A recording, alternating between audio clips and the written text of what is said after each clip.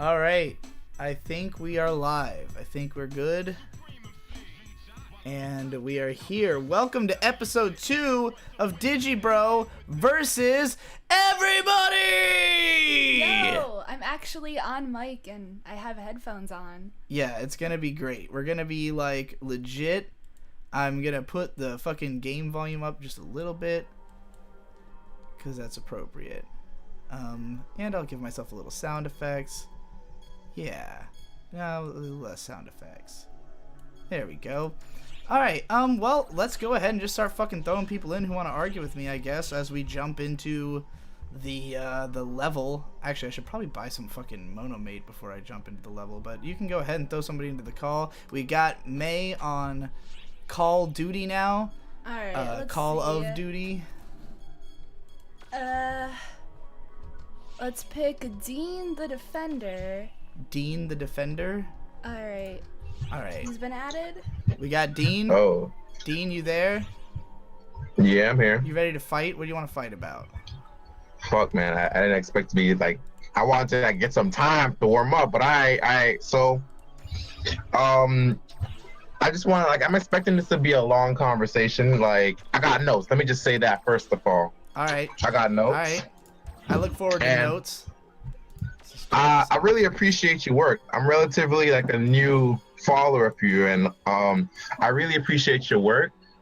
And I see myself in you, and that's why like yesterday I was surprised. Not yesterday. Yeah, I guess yesterday. Yesterday I saw the first show, and someone touched on a topic that was in that show, and I was just surprised to hear your opinion on that. And the guy was horrible at like arguing you, man. The guy, like, I Which feel like you argument didn't know are we his talking stuff. about, so I can judge whether I think so as well.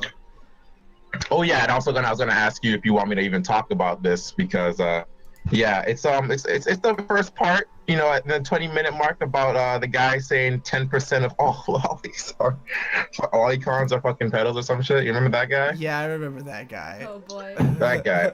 And the thing about it is, okay, and I just want to know before, like, I don't want to like, if you guys don't want to have this conversation, just tell me now. So I don't want to like. Look, this is the argument show. The whole point of this show is that I argue with everybody about whatever they want to argue about. So if you got something you want to fucking argue about, in the end or something, you know. Well, just get to your argument. Just. Alright, okay. So what do I got right here? Okay, so I want to know something about you. I want to know like your views on certain things before I get into like fully fighting this. Right. Okay, so that's he was safe, arguing. Safe thing to do because oftentimes these arguments deflate before they even begin on the basis of such things. Yes. But yes, go ahead. All right. So he was arguing, I think yesterday, that watching lolly hentai can lead to people viewing illegal, you know, child pornography.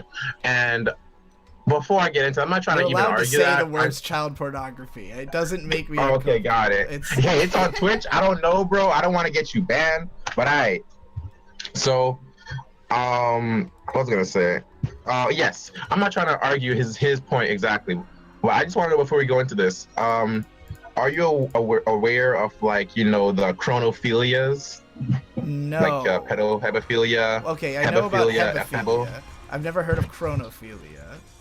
Okay, well, chronophilia is just an all-encompassing thing for, you know, having like, you know, I guess like a sexual inclination to a certain age group or whatever. So a phebophilia, I think that's how you pronounce it, is from like 15 to 19. Hebephilia is what the fuck? 11 to 14. There it is. Right. And then pedophilia, the big bad one, you know. Well, none of them are great. None of them are legal in most places. But that's the one that everyone just like shoots left and right. Pedo. Well, you know? That's because most people don't know the other terms. They just use it as a blanket term for anything under 18, basically. Exactly. And I just want to get that clear before we get into this conversation. And I want to ask you your thing. But and then there's pedo, which is from 10 to 12 or whatever. Right. So when this conversation is happening, going through, I'm going to be using the word pedo. Sorry, the main characters from Phantasy Star Universe just showed up in this game, and I didn't know that would happen. Sorry, this is nerding out because this game only matters to me, and that's why we're playing it. Anyway, continue. No problem, man.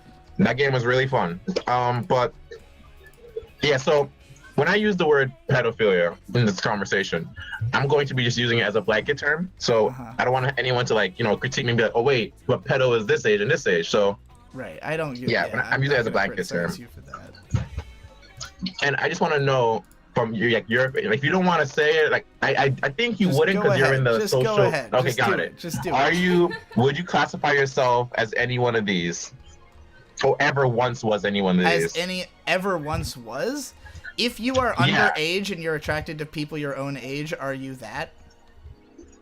No. Wait. I'm not talking about like if you're like their age. I'm talking about have you ever once been, would classify as like an ephebophile? Were you ever like attracted to? I mean, I've definitely been attracted to women who were under the age of 18, considering it's honestly not something you can easily tell just by looking at a lot of women. Age is just a number. Our bodies are meant to be attracted to developed women. Sometimes that's 15 to 16 years old. I think the law,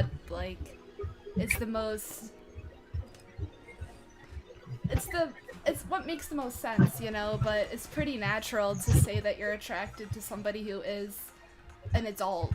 Right. I think it's fair to say that, I think that we are capable as humans of making the distinction between what I'm attracted to and what I think it's okay to fuck, So, if you ask me, am I attracted to the, women under 18? Sure, I've been attracted to, to some before. But do I think I would ever want to pursue a relationship of any kind with them? No, because I know better. Exactly. And I'm just talking about the pure attraction, not the, the intercourse or whatever, because being a file just says you are attracted to the person. Doesn't mean you're a sex offender, Right. So I just want to get that out. So at some point, okay, got it. I understand. So we're on the same page here. All right. So next point, where are we at? So I just want to I guess it'll be easier. I was planning on writing, separating my argument more, but I guess we can just do it this way. Let's just break it down. Just fucking lunge through it all. Just read your got notes it. I'll off. just break. No all hesitation. Right. So, you claim that there's no evidence that people who watch Lolly go on to watch CP. Yes. And I just want to know, do you wholeheartedly, if from your experience, because we all, there's no survey, there's no statistic. We're all talking from our life experiences. I don't know how common you are or how you frequent the Lolly groups or discords or whatever. Okay. But let me tell you right now. Fuck Lolly groups, Lolly discords. Everyone I know looks at Lolly porn because no one gives a fuck. The people I was friends with growing up who were anime fans, they didn't give a fuck. The people who I know in my everyday life, it helps that I've been surrounded by anime fans and I've been an influence on people as well. But I've never known anyone who thought this was there's only one person I've ever known who was a lolicon who said that he was concerned about himself, but only because he had read a book that was meant to make you afraid of that. There's a great manga that is intending to tell the exact story that is painted, by people who are afraid of child porn turning people into pedophiles. It is that story, and it's a lot of people will read that and be like, oh god, what if this is me? But they don't do it, because it's just a story. It's all just stories based on what has happened in reality or what seems likely but is not necessarily real, and everyone's got their own fucking story. Anyway, I'm rambling. Did I answer your question? Right, I'm not even sure. So you're basically saying that from your experience, only basically one person has ever worried for themselves, and that's one person I've known who was a lolicon, and not to say that I've talked to gone out of my way to talk to a ton of lolicons or anything, but most of the people who I've been friends with have had at least some inclination towards it, or at the very least didn't care because they saw it as drawings, All right.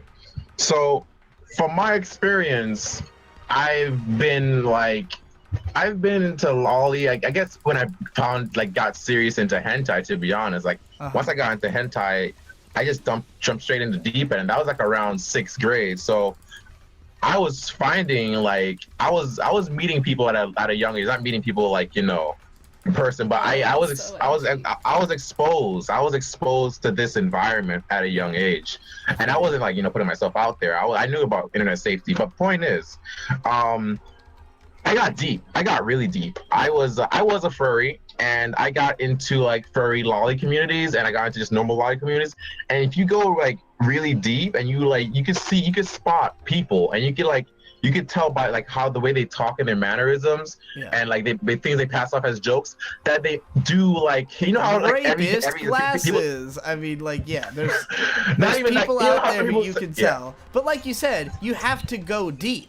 You have to go deep into a like lolicon bed community to find these people. Like Joe Blow guy who reads X hentai every day does not like talk to those communities. Like I've never talked to anybody like that. I'm sure that they exist, like absolutely, but like I just don't think it's fair to characterize everyone who's interested in a thing based on that. And it's obvious that people who are interested in it are not going to talk about it because they don't want to be seen as that guy. Even though, like, I know so many fucking people who are into lolly just from being in the anime community for 15 years that it, like, seems ludicrous to me because it's like, well, okay, this many people can't be secret pedophiles. And of course, because I have always been an out lolly man, like, people come to me, like, people will confide in me and admit to me the things that they like that they won't tell other people.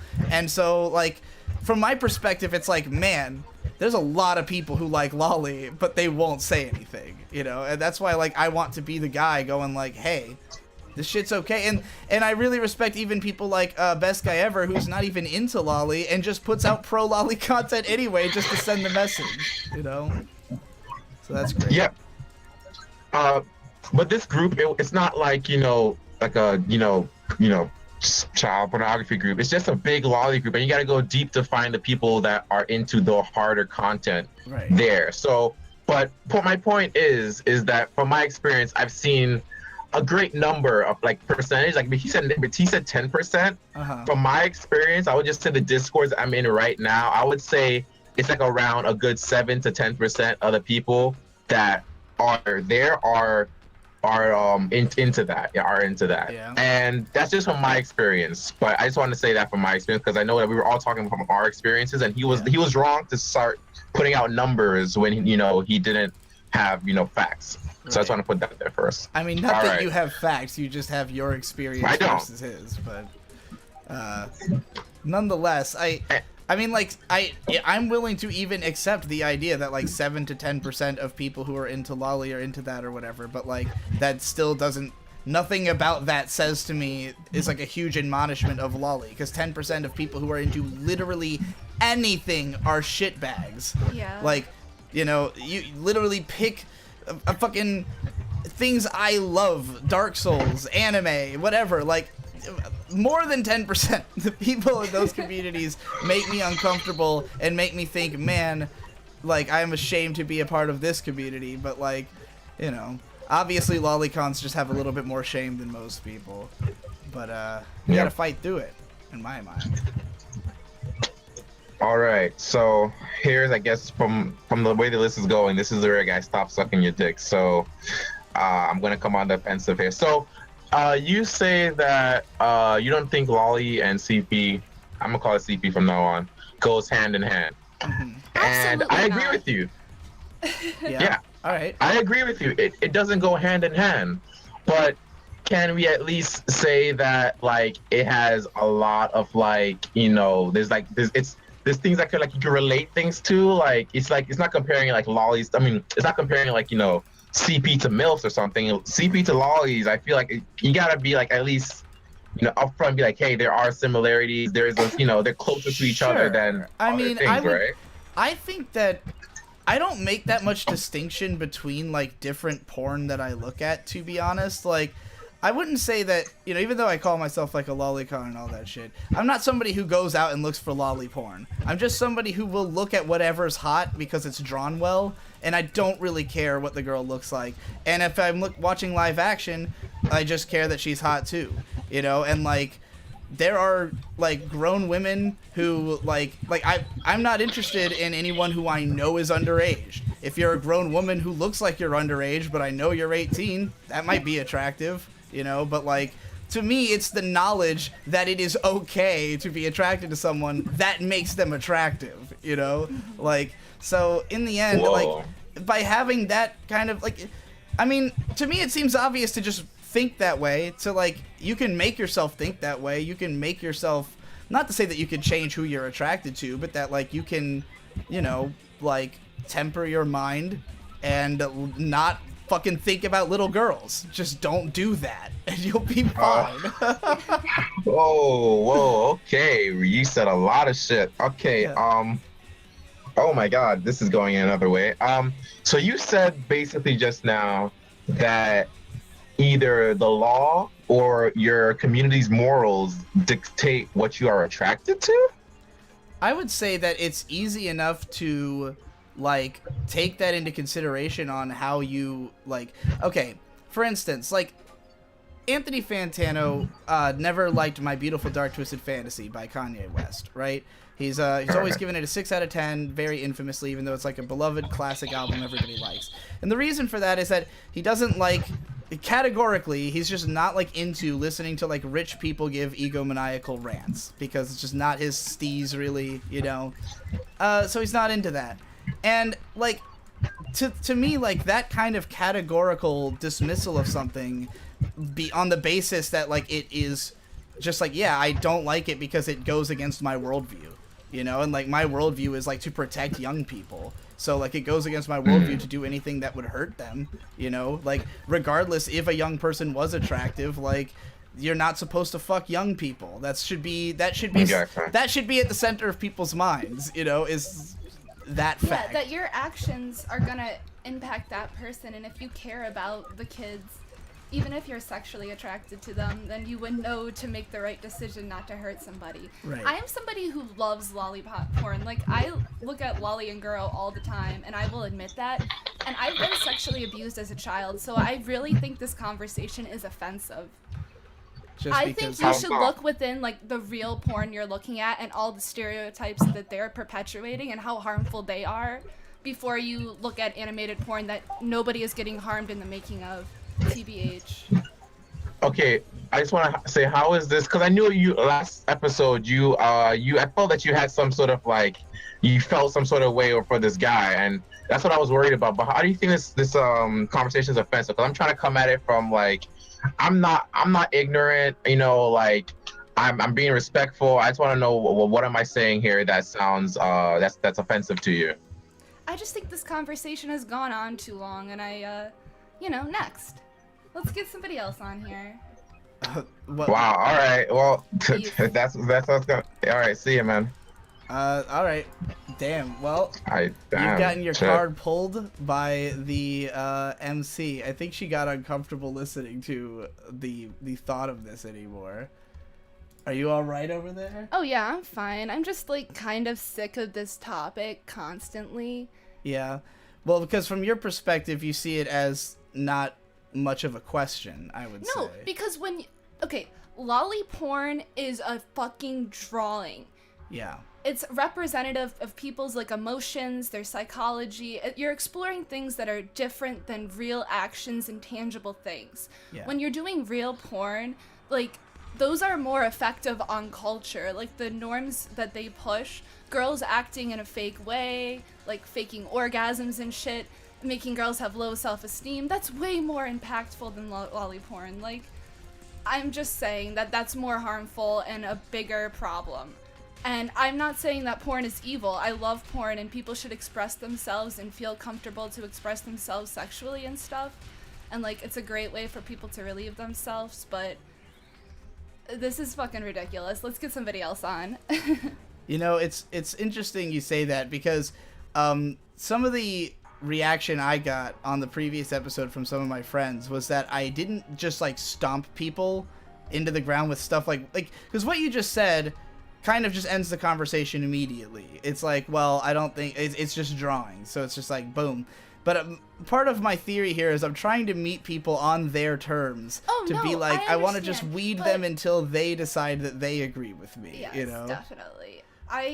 Maybe I'm just, I'm May. So. But I understand the level of frustration that would emerge from like not just going for the obvious, especially if you were sick of the conversation.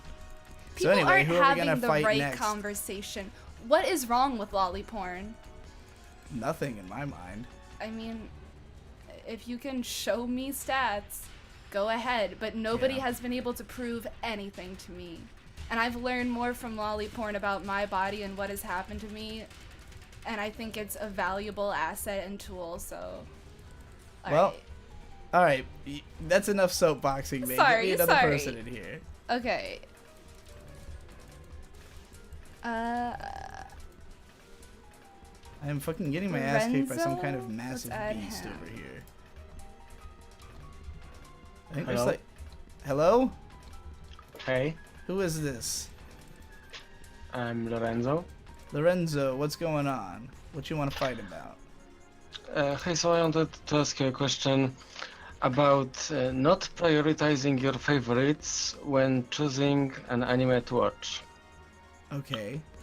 I mean by that, for example, back in 2016, you said that Sangatsu no Lion was one of your favorite shows. Yes. And that you cried while watching it. Yeah. And you loved it. But you still haven't watched any more than the first half of the first season. Why is that? Well, this isn't really an argument per se, but I'll explain that it's just that there's a lot more that goes into watching a show for me than just being able to sit back and enjoy it. At some point, it was like, well, I should definitely make a video about this show. So now, if I want to watch the show, then that's tied up in it. Like, that feeling of like needing to do something based on it. And sometimes, if the timing's not right, there's something else I need to watch for a project, then I'm just never gonna get around to shit. So that's basically it. Next guy. Okay. Alright. That was not even really an argument, TBH. I know. That was more of a Q&A. I mean, I guess it was like he had a grievance,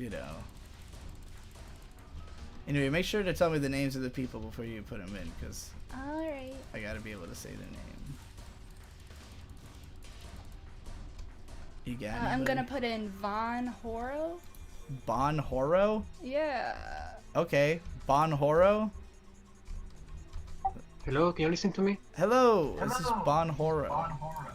Do you listen to me? Yes, I can hear you. You might need to put on Nice. headphones because I'm hearing my own voice in the background. Oh man, that will be kinda hard. Give me a second, please. You've got exactly 15 seconds or else I will kill myself on stream. Well, That's I can not do true. this. That was a joke. I just realized that's probably illegal to say. I want you to no, wait. Well, this is my question.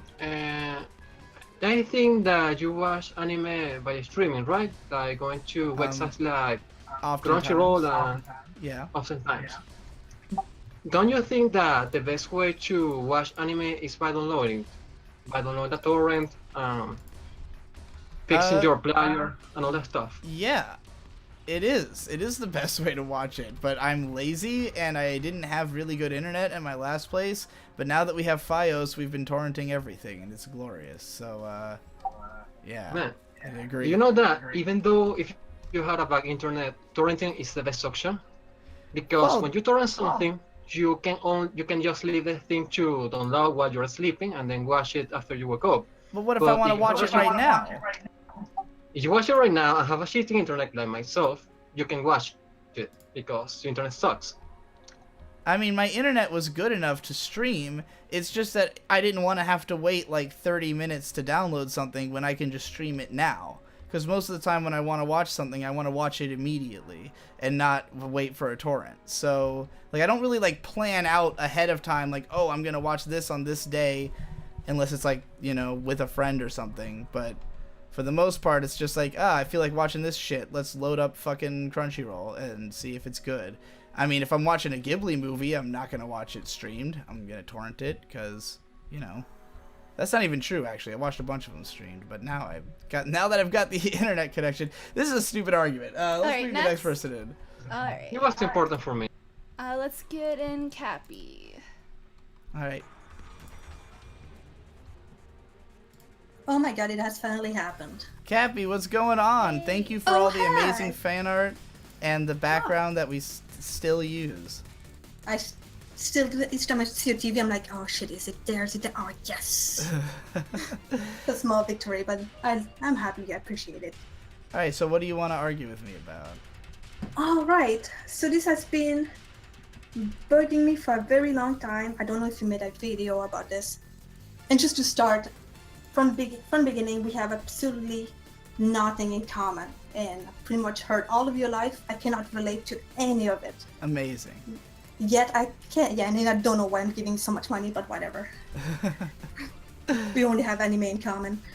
But there's one detail in your life that I cannot accept. Yes. Will you stop using paper plates?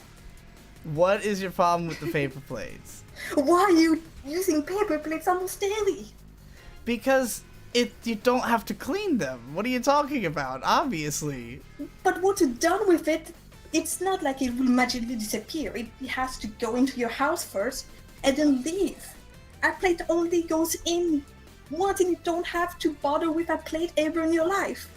I mean, once I'm done with the paper plate, I just drop it in the trash and I never see it again. Yeah, how much more trash is that? Like, how many paper plates per week? I don't know, 8? Maybe? They don't take up that much space. Do you reuse them? What do you say? Are you reusing them? How are you only using 8? I just don't use that many plates. I don't think I even use a plate every day. Like, I don't eat everything off. Like, you know, sometimes you go out to eat, sometimes you get fast food, sometimes you're eating a bowl of cereal, sometimes I'm just eating food I eat with my hands. I just don't, I mean, you know, we cook sometimes, and not always do we use the paper plate if it's something that won't, like, you know, fit. But I just think it's way easier than washing dishes. Washing dishes sucks. I mean, yeah, it does sucks, but it's just something to do. Just have time to... No, it's something that you have to do. Yeah, see, it's one thing if you are bored and you go wash the dishes, then it's something to do. If you have stuff occupying your time all the time and you have to take a break from that to go wash the dishes, then it's a fucking pain in the ass. You see what I'm saying? I guess. I just feel like I'm the endorphin of finishing one small task. Like, oh yes, I've done something with my day. All right. I mean, I feel as though I am doing that every hour or so. You know, human content machine and all. To be honest, my whole argument and my whole fear just got destroyed as soon as you said, "How many do you just ate?" I'm like, holy fuck! I was expecting much worse. Yeah. Well, there you go. All right, that's it for you then. That's all that I got. Thank you. Have fun. Bring in the next one. Alright. Where are you at? Did you? I'm in the area. I don't know where you are. Where? Not even. I can't even. Well, because your game is closed out, so I can't see. Did you already go back to the ship? I'm in the area. The area that I'm in? Yeah. You I will don't see me. see you anywhere. Let's see. This person is Praise the Sun? Praise the Sun is a Dark Souls meme. Word. He's in there. Hey, who is Praise the Sun? Hello? You there? He said he's in the call, right? He is. Hello! Well, he's not answering, so I think we're gonna have to replace him. You missed your shot, bruh. Can't hear you if you're there. Hey, I unlocked the story progression.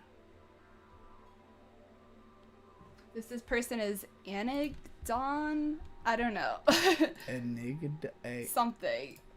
There you go. Anageddon, I think. Anageddon. Anageddon? You there? Annie-geddon. You put him in, right? I did. Am I just like not hearing people anymore for some reason, or what? No, I was just muted. Oh, well, all right. What do you want to argue about? Oh my goodness. Well, you put me on the spot here. Well, yeah. I mean, you called in to argue, I assume. Well, at first it was a listen, but I was formulating something at the same time. All right. Well, let's fight. I mean, I guess if something is, wait a second, it might be something to go back on something, because that guy earlier was going a little too deep earlier about, you know, like lolly related and child porn stuff, but let's back it up and simplify. Instead of that whole complicated topic, I guess it's a bit of a question, but with an argument at the same time. Or I guess it's more like, what exactly is the appeal of lollies? I'll watch like so many of your videos and everything. Uh-huh. It's like I'm understanding it to like the fullest extent, because all I'm just seeing is that it's just a bunch of like little kids or what is the appeal of characters that look like little kids. I mean, what is the appeal of anything that you like? I mean, I could write an analysis video, I guess. I don't think I can summarize it in a sentence, but I don't know, man. They're cute. They look good. I don't know how to... I don't even feel like I can't frame this in terms of an argument, since you just kind of asked me a question. Because I mean, I wouldn't really say it's like the worst thing in the world. Like, I can understand with some shows, but it's almost like I just don't get it sometimes when some people go like so deep with some of it, and I feel that way about people who like football. Like, I mean, everybody likes their shit, you know? I mean, it's more of a device to tell a story. Like, there are certain stories and scenarios that depend on the character being, like, young and cute That is also and very dependent. true.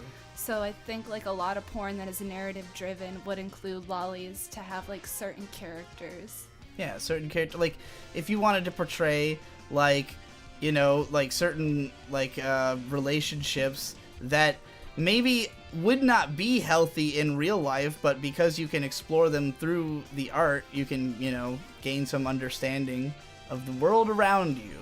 And that is why stuff is cool. Does that answer your question well enough? So you're saying it's almost like, I guess, almost an interpretation and a look into just like a whole different, like, almost look at the world in a way? Well, I mean, lollies for me, it depends on the certain character. Like, I'm not attracted to them all. It's mainly a personality thing. Well, I mean, I'm not attracted to all of anything. Like, yeah, exactly. You know, like, I think that everyone has... I mean, I'm a picky fuck about literally everything. Like, the way I am about anime or music is the way I am about literally anything. So, like, to say that I'm I'm a big lolicon guy, and then people are like, here's a lolly, and no, it ain't like that, alright? Like, I like shit that's good. I just like anything that's good, regardless of what it happens to be depicting. So that's why I like lollies, because there happens to be stuff that is good and features them, you know? You know, that is a valid point. I can't really say I disagree there. Alright, well, that's it for you then. May, bring in the next one. Oh yeah. I'm glad I found some kind of cogent thing to say out of that. So I was not sure if I would. Let's get the Devu. The Devu. Devu is the first returning guest on the show in that case.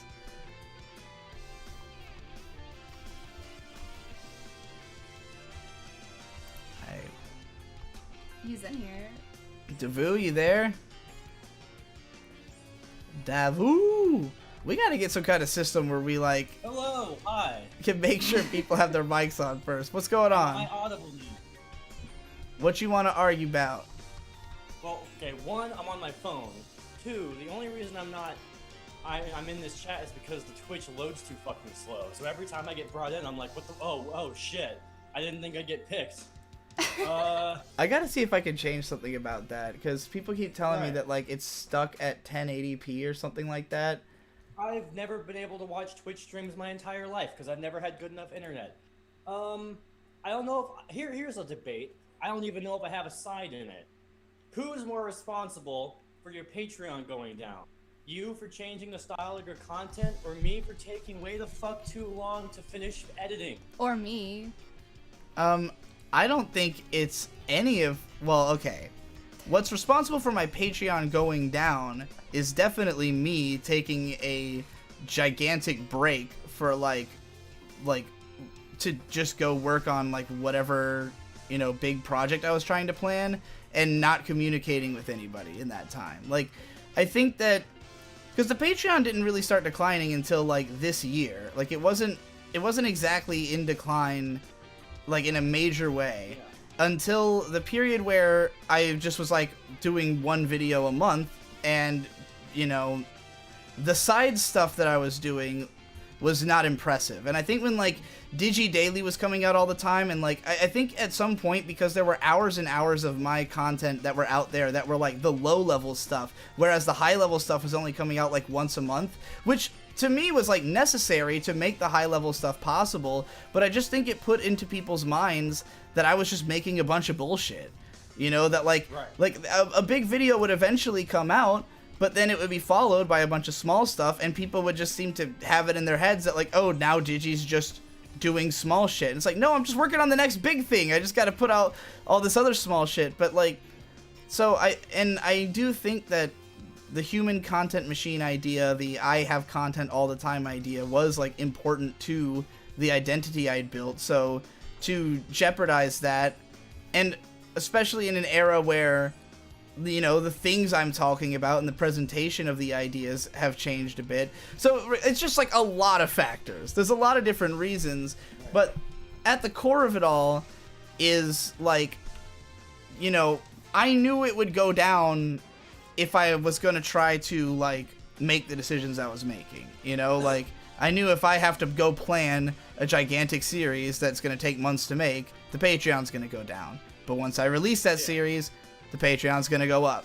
And, you know, on the same subject with a similar question, who's the one slacking off more? You doing vlogs and Gecko Estate videos and debates with everyone, whilst I'm waiting for the audio of how they marketed episode 1, or me for actually being glad that I don't get to work on that video, so that I can instead work on this video game I've been making, and not at all bringing it up to you, hoping that you take so long to come and send me the audio that I actually can finish the game before then, and also die of starvation.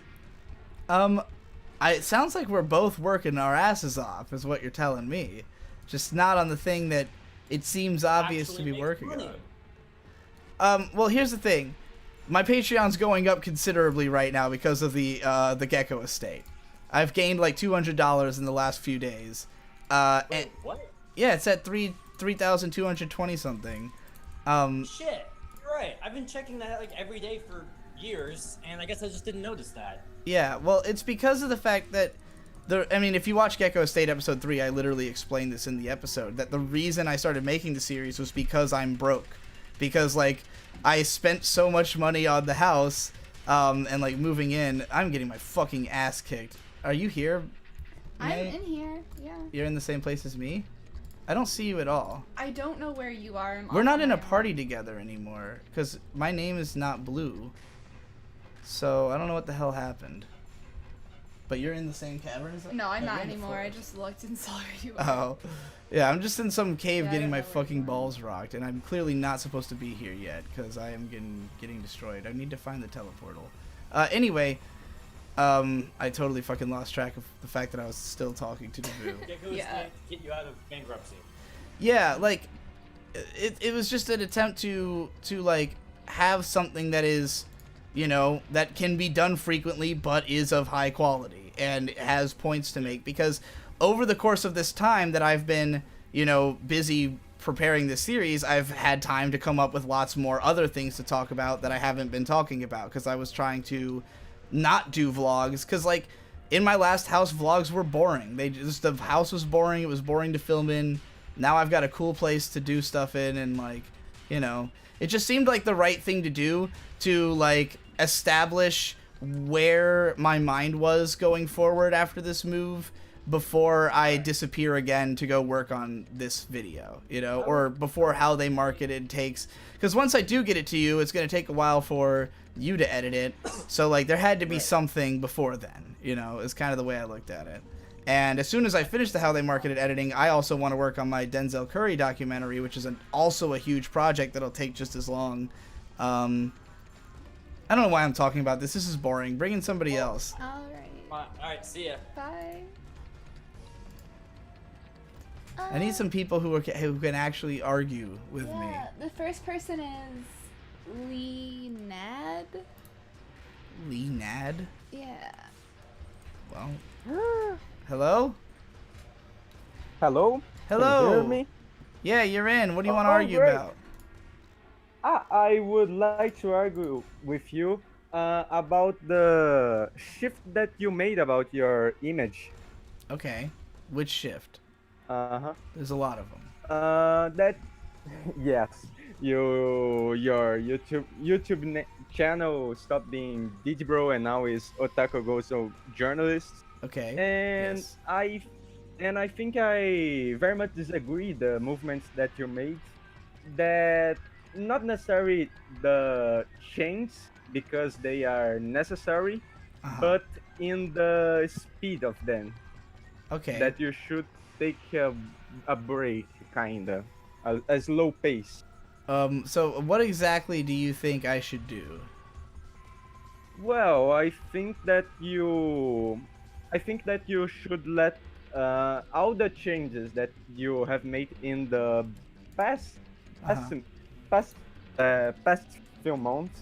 You should have left to make them between the entire year of 2018. How would I have done that? Yes, that's a good question. Because I mean, the I changes I made were all just based around lifestyle changes that happen in my day-to-day life. Like the reason that the Gecko Estate is now a thing instead of the Meta Hole is I don't live in that house. So you know, like certain things just kind of they just have to happen based on circumstances, you know. Mm-hmm. Um, Yes. No, you can say. You can say. Sorry. Oh no, you go ahead. Continue. Ah. What's your next one? I would make the comparison that PewDiePie constant changes his image, kinda. He changes his speaks, the way he makes videos, and he kinda doesn't have a big impact in his views or in his patrons. But you, when you made this change, Yeah. that were impacting on you. I think that people often mischaracterize what it is that causes the effects on me. Because, first of all, changing the name to Otaku Gonzo Journalism, I didn't lose any subscribers. I had my biggest video of the year immediately after changing my name. So it definitely did not hurt my ability to get views. You know, I did the We Have Accepted Mediocrity video, which I believe was after I changed it. You know what, actually, now I'm Yes. questioning that. Well, yeah. And it was great. Yeah, and people loved it, and I wanted to launch. The reason I changed the name was because I knew that video was coming out, and that video would mark this sort of like changing of an era, like in the way that I was presenting myself. So like that way people would have this like big signpost of like, hey, Digi's not doing the same kind of shit. He's putting more effort into his videos, and like he's branding them differently, and like there's something going on here, because I wanted people to be hype about what's coming. However, what's coming has taken forever, and the reason it's taken forever is a combination of the plans being big, me and Devu getting delayed, me moving and not being able to work on things in that period. So like, yes, I do think I think that like when you look at the changes to the Patreon, it's easy to just say, well, this is because he changed his content, but people haven't even really seen how I've changed my content yet, because I changed my iconography and I put out those first couple videos, but like the plans, the ideas, they go a lot longer and a lot deeper than that. So to me, it's like we're at the very beginning, but because of the fact that, you know, it's taken a few months to see what is beyond the beginning, you know, people haven't had a chance to get excited yet. But that's why as soon as I moved in here, I tried to make as many videos as possible in the style I'm going for, as well as this live stream that is, you know, a long-standing idea. Anyway, again, I don't know how we keep just. I feel like All too right, much of I'm this gonna is get me talking Tarbuk about on myself here at because this he's point. having a bitch fit. Who's Let's having a bitch fit? Tarbuk.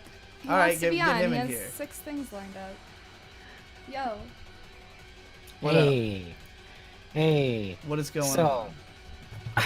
now a returning guest that actually has material Yeah. to talk about. You So know, because you- I have so many topics lined You up. were like the champion of the last stream, right? Thank you very much, man. You not only did you change my mind on something, but you were the only person with like a fully articulated argument.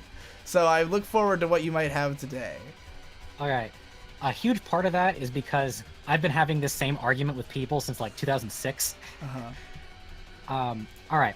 Now, it's funny you should mention that I did really well in the last argument, because as soon as I got like back to my friends and stuff and they all watched the stream, everybody tore me to pieces over the fact that I didn't go for the kill shot at the 90% mark. Really? Because there's more in that. But I don't want to come off like a one trick, so I'm gonna completely ignore that I left that half finished and thank choose God. something else. Thank you.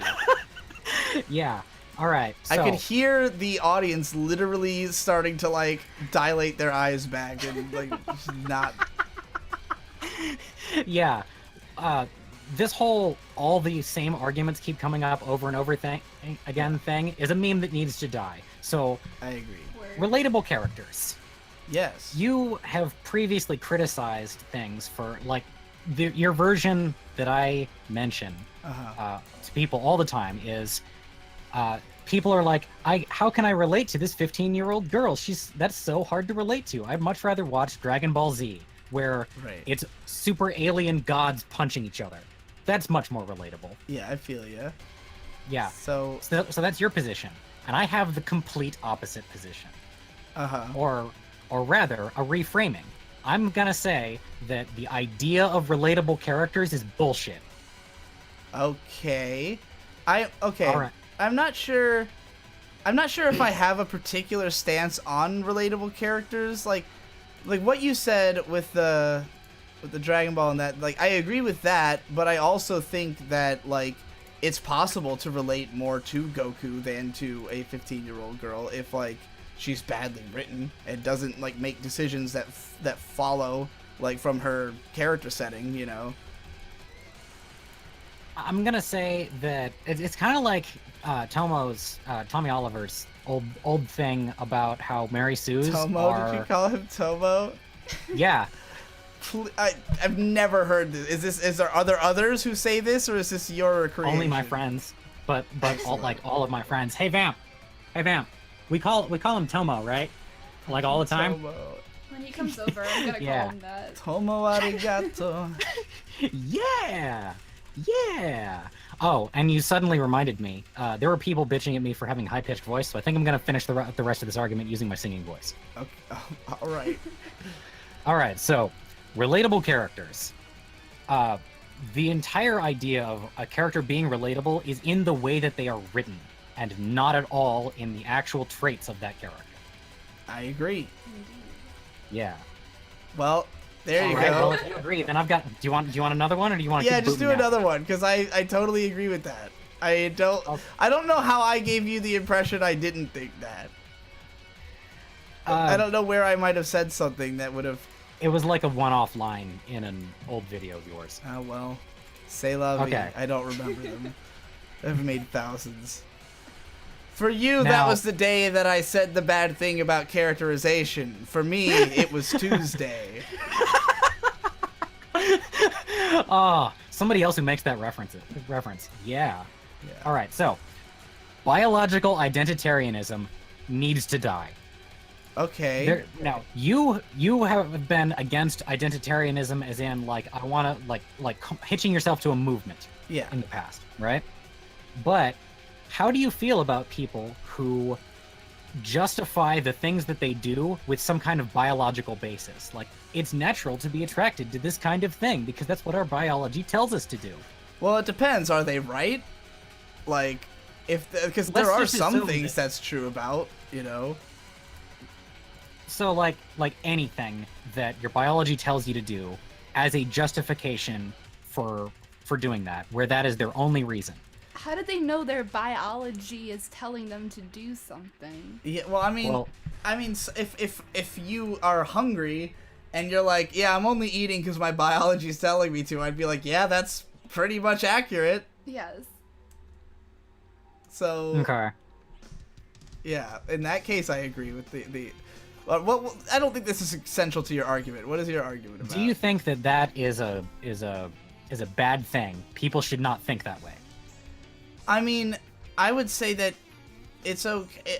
It depends on the thing. Like, I understand why it could be harmful to think that way if you constantly excuse your actions based on the fact that you have a biological need, especially if you don't know what your biology actually is. But, like, I mean, you do biologically need some things, you know, so... Yeah, you do biologically need some things, but the fact that you find something in nature is not a reason to think that way. Like, can you give me an example of, like, someone doing this? Okay, so animals all the time, they rape people all the time. Yeah, well, they don't rape people, they rape other animals, but... They definitely rape people, just in smaller amounts than they rape other animals. All right. People rape animals too. Yeah, that probably also larger happens. amounts than animals rape people. To be fair, to be frank. Yeah, and use that as a justification for like just their constant desire. Like this is a need of mine, and animals do it, therefore it's okay. Are you saying that, okay, if someone thinks that because animals rape, it is okay for them to rape, then what they have misunderstood is society. Like, they have misunderstood the mere concept of a society, which is that we don't just do whatever we want to do because it might hurt somebody and, like, we need other people to live, you know? Like... I think that there's like a fucking some kind of Evangelion emergency happening in this game. It's fucking. It's just a raid. It looks awesome. Anyways, you know, if everyone just did whatever they wanted, people would be killing each other all the fucking time because like your instincts tell you to do that, and you're taught not to, you know, because you know. Just getting whatever you want is not, like, in the short term, is not necessarily beneficial to you long term. You should probably fit into society because it's kind of hard to live in the world without it. We just watched Grave of the Fireflies, and it's all about that. It's all about how if you don't have a place in society, you're just kind of fucked. Where are you at, by the way? You're in the forest? I'm harvesting tomatoes. Oh. Alright, well, I'm gonna go join you, if I can. I don't know if I can. I think we can meet on the bridge. Anyways, so yeah, I guess that's my... I need to call out Steel Viper 77 in the chat right there, the Steel VIP. Yeah. The reason that it's biological identitarianism, and that's the way that I introduced it, is because they're not referring to, like, some subset of humans. They're referring to biological urges at all as their justification for doing something. Yeah, I mean... Just calling out that guy in the chat. I think anybody... Like, this is not limited to this thing. Like, anything you say that justifies what is clearly bad behavior is just you being a dick, you know? Like, in any situation, whether it's this or something else. Like, if you're like, oh, I have to do this thing that is bad and frowned upon or illegal, kind of like I would put that in the same category as the sovereign citizens. Are you aware of them? I've not. Okay, so sovereign citizens are these people who basically believe that if they do not have an ID, they cannot be arrested because they are not... They basically believe that you have to choose to participate in the U.S. like law system and government, and that if you have chosen to be non-participant, you can do whatever the fuck you want. And that is fucking psychotically stupid. It is, but these people, there's like a lot of them, and they legitimately believe it. And if you watch like a live PD for a day, you'll see a bunch of them. What is live PD? I'm not even following their line of logic because like half of the American system is about forcing people to do what the government tells them to do. They believe that the law is a contract, and if they don't do their end, then they shouldn't be responsible for like doing the laws and being an active citizen and shit. So they just don't get IDs. This transitions nicely into one of my other topics. And it's really funny because they get arrested constantly because of this theory. But you know, most of them are not all there from what it seems. So, all right. Well, what's your next one? We're giving you like a lot of freebies because you're the first person who's at least who actually had material. Yeah, but I mean, not that any of it has eventuated in an argument yet. So, Let's hear the a lot of next those are shots in the dark, things that you could have an opinion about and have vaguely implied an ambiguity that we disagree. Okay. And so I was just chasing those. All right. I'm a fan of yours primarily because a lot of the stuff that you have to say changes my mind. Uh-huh. So Well, I'm expecting us to agree about some things here, but Yeah. that's why I've got a long list. I And gotta since May find a just way to broke in put a this little bit like ago- I gotta find a way to put the message out to more of my enemies than my fans to get on this. Yeah. show. I need to find a way to get people who just hate me and want to fucking argue. But Since anyway, May just broke in a little bit earlier, I want to get out there. May, you're a genius. Please publish more videos. You don't publish enough stuff. I'm working on a video right now. Excellent. I'm working on a big podcast too, so stay tuned.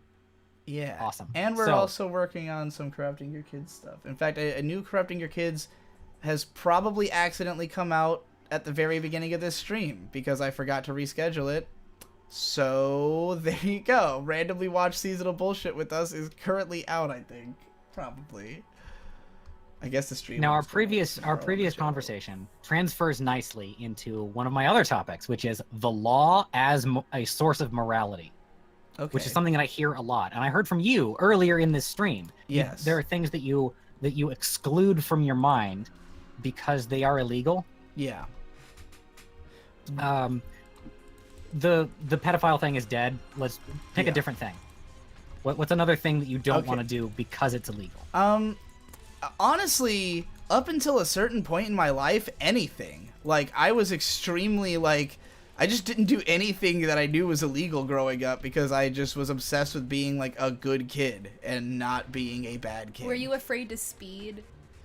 I definitely didn't speed when I first got my, like, license. I mean, I was fucking terrified to drive until, like, I would say the first time I ever sped was probably the first time I was comfortable enough driving to even consider it. And I remember it because I was probably going to Target or just I was out late at like 2 a.m. on Independence Boulevard in Virginia Beach in the stretch where there's not any fucking stoplights. And I was at the epic part of fucking Lazy Eye, the big 2-minute fucking... And I was doing like 85 on the 60 and I was like, yeah. But that was the first time. Anyway, there's an example for you. All right, so it sounds like it's just a pragmatic thing about your safety. So, is being bored ever good? No, being bored is never good. All right, now we have something we actually disagree about. Okay, Awesome. sick. Yeah, What do you think is so good about being bored? because your conscious mind is not the only part of your mind, and when you're bored, your brain in the background is doing other shit. Okay. That's So an interesting... I will say that I am someone who, I very much feel like different levels of processes going on, you know? You know what I mean, right? I don't know if everybody feels that or if that's normal to like to have like a main train of thought and then like a sub train of thought going at the same time. yeah, And like yeah, I did that. and I do feel that sometimes if like the number of things that I am trying to do at the same time is too many, then sometimes being Like you run bored out of for a little RAM. bit is like I feel like actually May, you can attest to this. Tell me if based on what you just said, because I'm just assuming you know more than me since you said a thing that sounded smart related. And May can confirm that I tend to just like stop a lot. Like whatever I'm doing, I don't do consistently. I never like constantly active. I just stop in the middle of what I'm doing and just sit there for a while a lot. Yeah. And I tend to forget like what's going on or why I am where I am. And I assume that's what's going on in those moments, is that I'm just processing all the like insane amount of shit that I'm constantly trying to fucking deal with. So yeah, I don't know. Does that sound right to you? The reason that I'm arguing in favor of boredom, particularly in like a controlled way, like little spaces of boredom in your life, is because when all that it is your conscious mind is going through like, I'm not occupied by anything in the front, and it's a negative reaction to that while you are clearing out all the stuff that's in the back. That's why Okay. people have shower thoughts. All right, that makes sense. Well, Alright. in that case, I guess being bored, I will not be so, I'll not be so angry about in the future. The 'cause chat is getting a little angsty, so I'm gonna get someone new in here. All right, let's get somebody Let's new get, in here. I like that last argument though, Yeah, because I me am too. one of those people who Hentai always feels like if I'm wizard. bored, then like that means that nothing's happening, and that means that this is a bad. Yo, I just put in hentai wizard. Hello? Yo. Hello, hentai wizard. What's going on? Holy shit. I did not think I was gonna make it in. You can call me Hank, by the way. Hank, what's happening? It's just pretty good. Digi, I have an argument here about this new segment. This Digibro versus everybody, you know? All right. I think we're looking at the wrong direction here. Because, you know, when I first heard that you're gonna do this, I was kind of like iffy about the new video, like at the ending of it, and I was like, oh man, I'm totally gonna fucking like slam him on this, you know, I'm gonna ask him all this shit about it. And then, you know, people already did it for me, and now I already like understand everything about it, right? Like I understand it was like all this like artistic, you know, merit and stuff. So now I have no arguments, and I just want to talk to you. And but every time, but the thing is, I can't talk to you because like I see people like coming in, they're like, why didn't you finish fucking March Comes In Like a Lion? And like they ask one question and get boot, you know? So my problem, my it's not even an argument. I can't even fucking come up with one at this point. So I think my thing here is I think you need to have another segment that's like talk with Digibro, right? And it's just like, you know, you kick all the fucking people that argue about lollies, because Jesus fucking Christ, if I hear one more goddamn person come in here and is like, oh, lollies aren't okay, I'm gonna fucking shoot myself. Because it's the most obnoxious shit in the fucking world. I swear to God, Digi. I'm sorry I've made everybody sit through that. I forgot that my audience would probably just be seething with rage. Yeah, I feel like I have a fucking vein coming out of my forehead right now. Because like it's like every like, oh my God, every fucking person that comes on like that talks about lollies, they just fucking talk in a circle, and I just like, you know, I just don't fucking care about these people, you know. So it's just like, and I get like your whole point for this is like you're trying to like make them go fuck off and like maybe understand a little better. But they're so fucking unchanging. I don't fucking understand these people.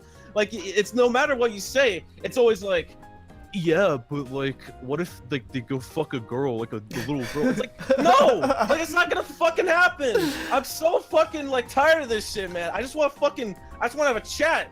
Like I had so many fucking questions that I tried to form into arguments and I couldn't, because I was like, well, I'm just gonna get kicked because that just sounds fucking boring. So now, this is my predicament, Digi. So all right, okay, I feel you. I get your. All right. I'm torn on this idea because, like, I have my Discord and everything, my Patreon Discord. I'm in there, you know, occasionally. It's easy enough to reach me if you want to ask me a simple question. The problem is that, like, I used to do a lot of Q&As on YouTube because of the fact that, like, I love just talking about myself. I love answering questions. Like, when I was a kid, I used to fantasize about being interviewed and, like, what answers I'd give to all the questions and shit. So, like... I have the same deal, yeah. Yeah, so, like, I've always been prepared for this life, but then once you start living that life, what you quickly realize is that most of the people who are going to ask you questions do not do any research to see if that question's been answered before. So I would do all these Q&A streams and I'd just get asked, like, I'd have people come in and be like, what's your opinion on Kill La Kill? And I'm like, I literally have like 6 videos about Kill La Kill. So when I got sick of that is why I created my Discord only monthly like Q&A live stream, because which does not have anyone calling in, because back in my Brony days, I did have like a Google Hangout like thing, but the thing is that, and I don't want to like come down too hard on anyone in there, they were all patrons and stuff, but like when some of the people are severely awkward, and the other ones, it kind of makes it like, well, yeah, the other patrons wanted to talk to me, but as a result, they now have to also talk to these guys, you know? Oh, so it's kind of like this double-edged sword kind of deal? Exactly, and for me, framing it as that I'm just like fighting people, it's like there doesn't have to be any of that, because for you to even call in, you have to be under the expectation that you might get insulted. Like, this is Digibro versus everybody. This is like it's a roast in both ways. Like, you're supposed to come in hot, I'm gonna come in hot, and then, you know, bro it out afterwards. And then that was almost kind of the problem too, because like, you know, when I watched the Finish or Fail you guys put out, I watched the end of it, and I was, you know, the last 10 to 15 minutes, I was just like, man, this is fucking jank as shit. Like, I don't, you know, what's he doing? And I was gonna come in and argue about that, but you already argued it with someone else, and I'm so fucking glad you did. So I didn't come on here and look like a dumbass, you know.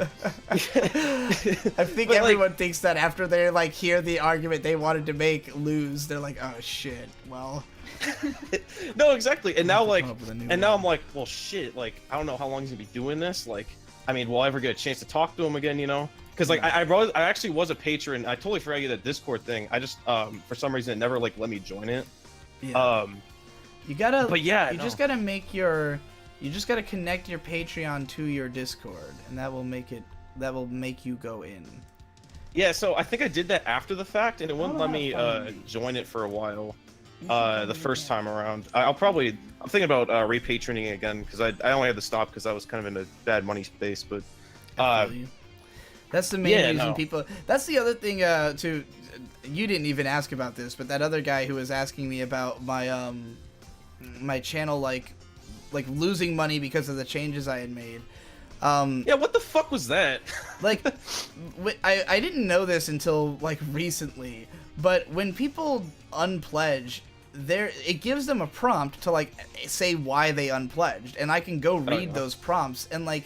The vast majority of them are, I don't have money right now. You know, like, it's usually like, oh, I don't have enough to continue pledging at this moment. Like, I just started to do something, and now I can't. So, yeah, exactly. Like, a lot of the times you will lose a lot of pledges just because by random chance, or maybe, hey, summer began, and a bunch of people have to go, I don't know, they lost their, I don't know.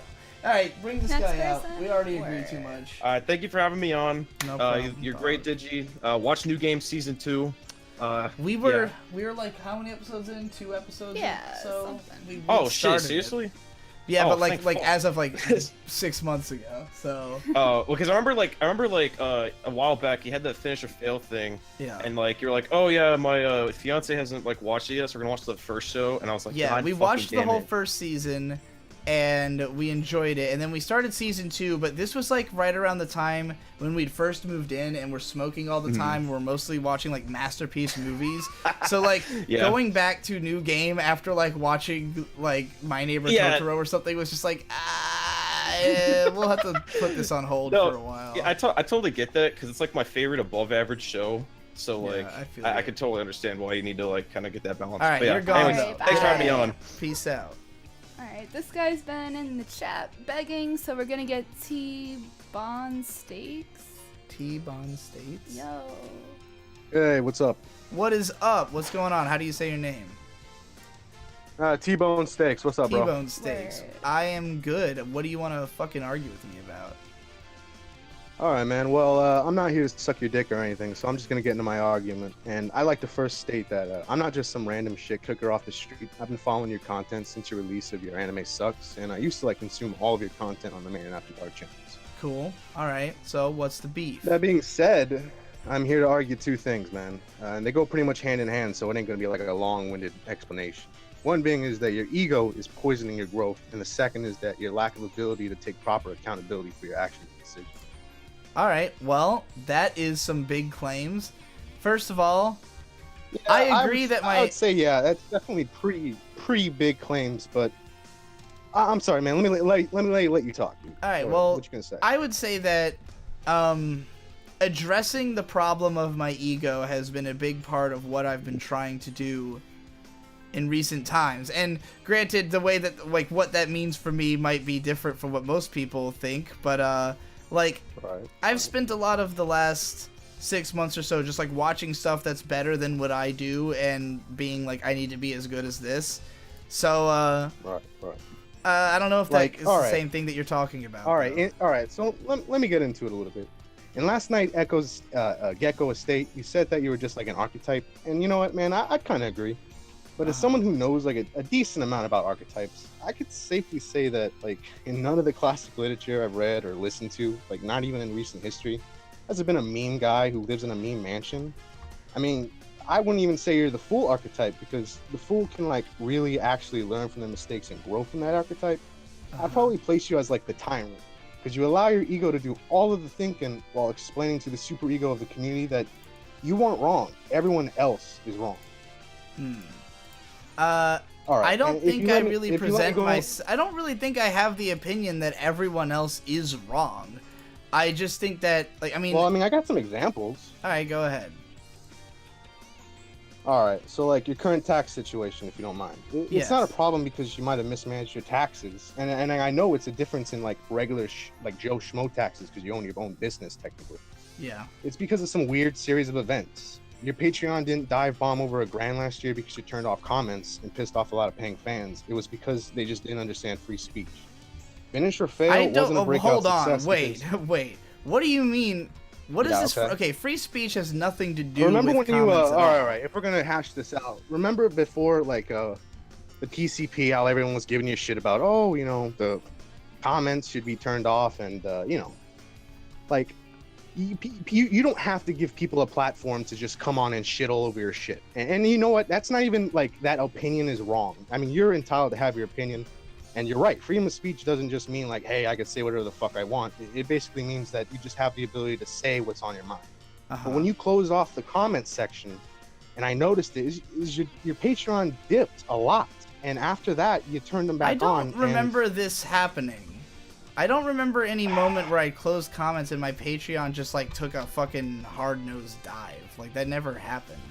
Okay, well, besides that, then how about we talk about, you know, Finish or Fail not being a breakout success? Because you say, you know, it's not because it's like you didn't just make something that didn't bring in a significant amount of patrons. I mean, yeah, I'll give you the Gecko Estate. Finish or Fail brought in like, you know, it's at like 25 and some change dollars or whatever. Yeah. You know, like you got 200 extra bucks. But I mean, it doesn't seem like you're accepting that maybe you just didn't make something significantly good. It was because of YouTube algorithms and the fans not I don't getting think you understand. It We just saw the seems. trend It just seems that when the video first came It out, just seems that you don't want to accept that in you're in the situation you're in because of your actions and decisions, unless Okay. they do something good for I you. have not meant to imply at any point that the only reason the video didn't succeed was that it was like fucked by the algorithm or whatever. I even call myself out for saying that in the video. Like I make a joke about it. I say like, oh, I just did the YouTuber thing where I blamed the algorithm, but like in this particular case, my channel is literally struggling because it is quite dead. And like I agree. And it Like- is it's just a matter of like, you know, people. It's not just like the algorithm. It's people aren't talking about me because yeah, I'm the not. video got taken down off r/anime like within a few couple hours, and once that happened, it wasn't bringing in the new traffic that it needed, and then Yeah. you know it wasn't trending anymore. I mean, these things happen, The only but problem like, is it's yeah, okay. you know, I don't like. For the most part, most of my videos bomb. Like the overwhelming majority of my videos are not successful. The overwhelming majority of my videos have like 2,000 to 10,000 views. No one really cares. It doesn't matter how much passion I put into it. The only thing that matters is how it's marketed. And that's generally how YouTube works.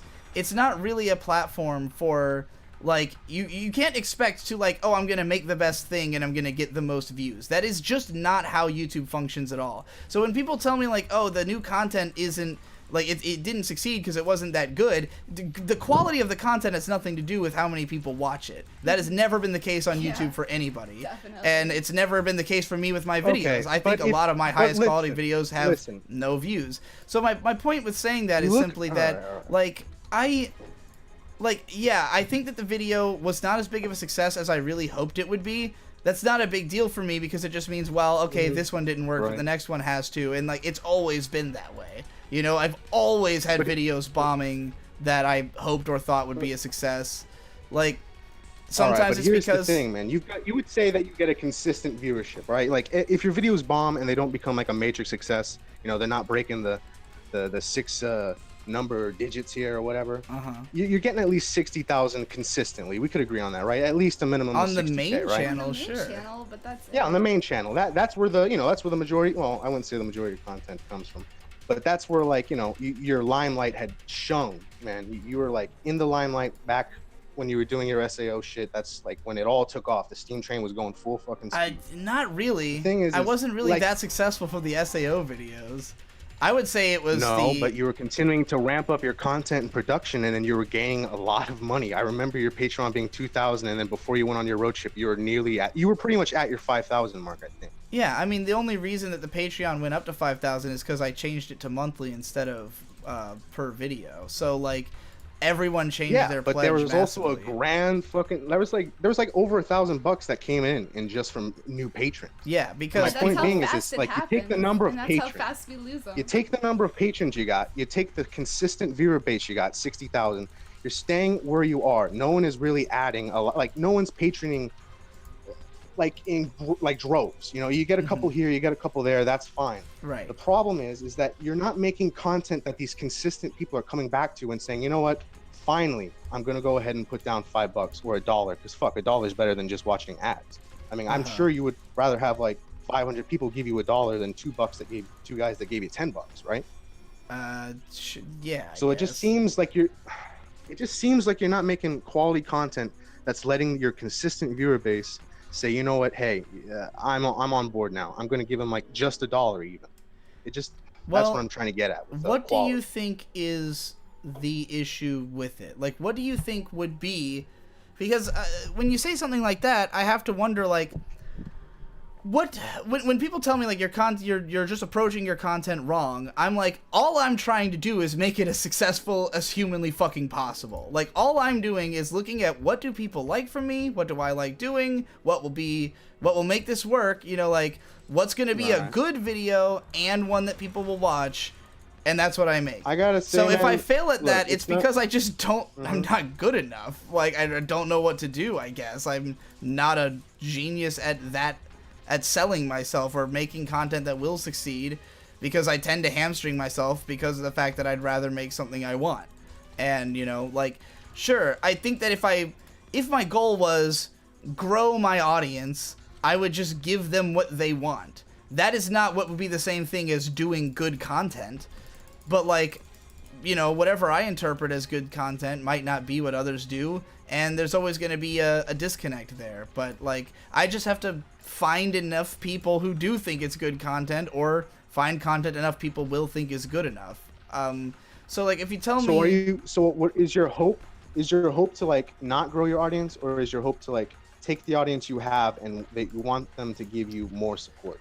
What would you say is your goal? It's a little bit of both. I mean, obviously, I think that most of the fans who I have who want to contribute already are.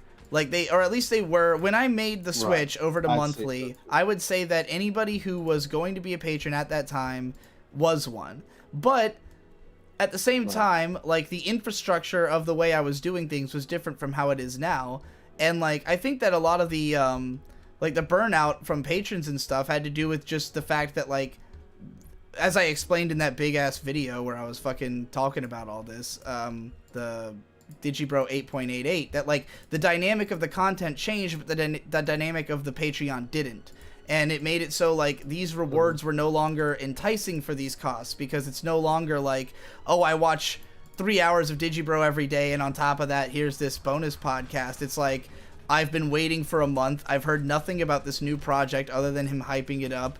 And there's like these high disorganized Bloodborne videos, and that's all that seem to be doing, because nothing's out. And, like, I know what this is like from the outside too, because, like, I've been a fan of things, and I've been in fandoms, and I've seen the way that when people have to wait for something new, they get pissed. Like, right now, I'm sure there's people who are huge Homestuck fans going like, what the fuck is Andrew Hussey doing? He's not doing shit. He hasn't made anything in years. And then all of a sudden, I guarantee you one day he's going to launch something that people are going to go, oh man, he must have spent those last 2 years doing this. Because, like, when you're someone who's creative like that, you don't do it because you know you need money. You do it because you constantly want to be making things, because it's the only thing that makes you not bored with your life. And that's how I feel.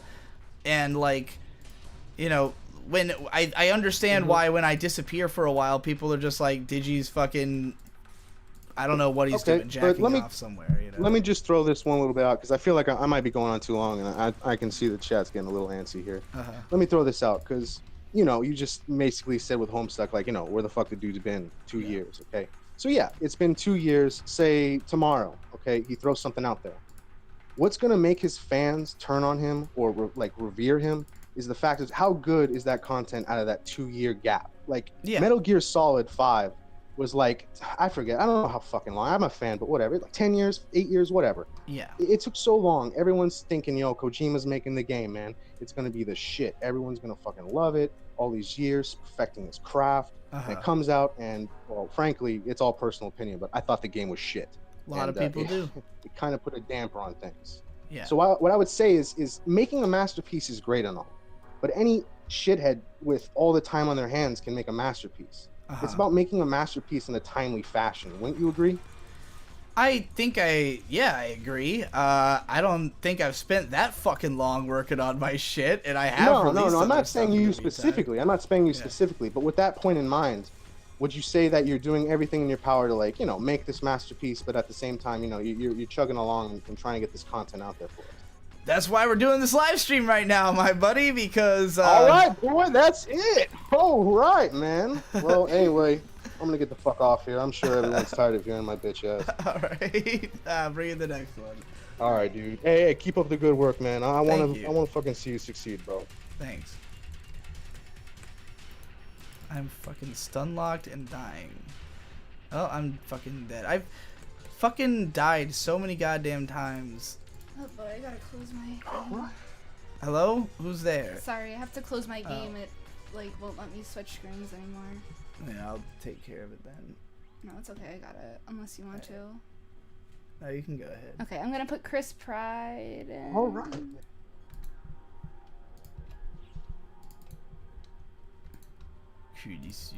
Hello. Hello? It's Chris Pride. Chris, you there? I do not hear anybody. Chris, you might be muted. You might not have a microphone. You might be dead. You might be... Alright, well, get somebody else. You might be incapacitated. Let's do Law.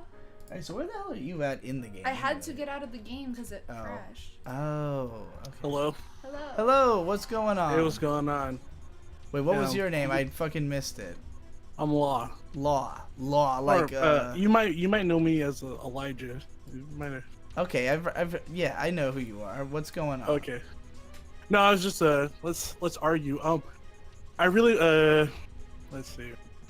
Oh, are you planning to bring back the character design videos and for on the Digibro or on your otaku journalism? Is channel? that question what you want to argue about, or is that relevant? Yes, absolutely.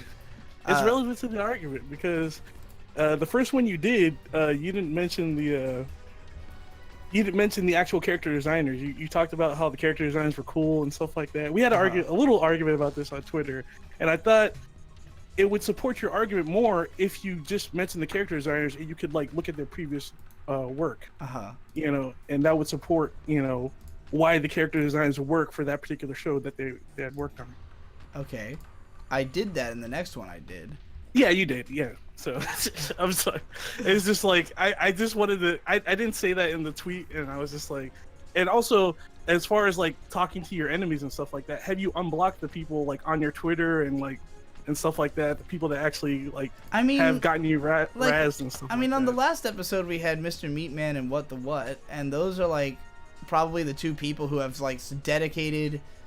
Two of the like 5 or so people who have dedicated the most time to, you know, try, I guess, attempting to troll me, or whatever they consider themselves to be doing. I'm not. Well, not specifically trolls. I mean, there might have been like somebody who's like, I don't want to deal with talking to this person, you know, blocked or whatever. So I think I don't really block that many people. Although I guess it would be safe to Like I mean, like you know, actually, funny thing, I logged in on the Twitch, and I'm actually blocked on your Twitch on my main account. I had to like go in on a different one. I had no idea why though. That's very bizarre. I mean, were you watching me back in the Pony days when I used to do live streams? No, not on Pony days. I have no clue what happened. I was just like, why can't I say anything? It's been an eternity since I've live streamed on this channel. Yeah, so I was just like, okay, did I say something that like, okay, now you're blocked, and I'm just like, all right.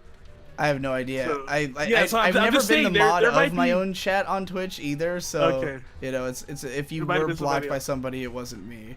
Okay, cool. I was just saying, like that might be the case. There might be like somebody waiting in the woodworks to like give you a piece of their mind, and they're just blocked and they can't say anything. I mean, the thing is that there's an open Discord link, and I don't have my real Discord in there. I use you know, the Arts of Fartsa one. So like, the way I saw it was like I wanted people to just send around this Discord link, and like I figured that if I made something like this, people would be out there sending it to anyone who doesn't like me, you know? Yeah, like hoping to get them to come fight. But it's possible that people just don't want to bite because the circumstances are not really favorable for them. Like, yeah, I'm just thinking like, oh, okay, well, it's kind of fixed if it's just a lot of people like just, you know, praising you first of all, and like they're not actually your enemies if you have them blocked. That's where I'm coming from. Yeah, it's difficult to like, because I don't know until I click on somebody, unless it's a name I recognize, like if they're, you know, gonna be a fan or a foe, or a fan posing as a foe, or you know, I mean, like I think a lot of the calls that make the most sense on this show seem to be from people who, I don't know if they've listened to the Dick Show, but they've at least accidentally taken cues from it, in that they will like come in like, you know, they might be a fan, but they come in hot, regardless. Yeah. Got you. I got another thing to argue with you about. You mentioned this before when you were talking to somebody else, but I think the last guy. But you're bad at selling yourself. This is what one pet peeve of mine. You mentioned Patreon a lot, and like for me, if you like, I've definitely Patreon you, and I haven't yet.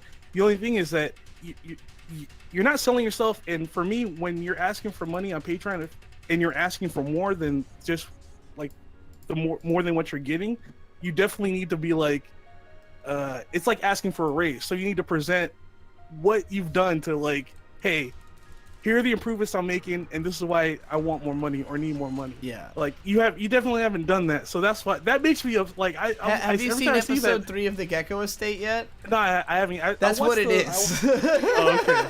It's me. I made a lot of money on Patreon from it because it's me going, hey everybody, I'm broke now, so here's all my plans and here's what I need money. Oh, okay. I mean, but like I think, you know, you could like put that shortly at the end of like whatever you're working on for, you know, and not just one video pointing people towards it, you know what I mean? Like it would be like, oh hey, you know, because every time like you mention like the VOO, I was like, oh, help me pay for the VOO and stuff like that. But what improvements technically have you been making for those to get more money? And that always bothers me as somebody who works for a living, blah blah blah, in an office. You know? I feel you. I am awful at marketing, and that's kind of why I'm studying it now for the How They Marketed series, because like I'm really fascinated by the way that if you were to watch, say, like the Dick Show, he has tons and tons of catchphrases and an opening like spiel that he does without fail every time, lots of just random like, you know, stuff that gets people sort of into the meta narrative of him, but like he is really good at making sure he mentions all the things every time. The Patreon, why you should support it, what it has to offer. And like, for me, because of the fact that I like my scripts to be super tight, and I hate doing even the endings that I do on my videos, where I'm like, subscribe to my Patreon, thanks again for watching, I'll see you in the next one. Like, I feel like I have to, because it's the only way to make the video have like an ending that's kind of soft, so that people can. Chat is begging for Chris Pride, so.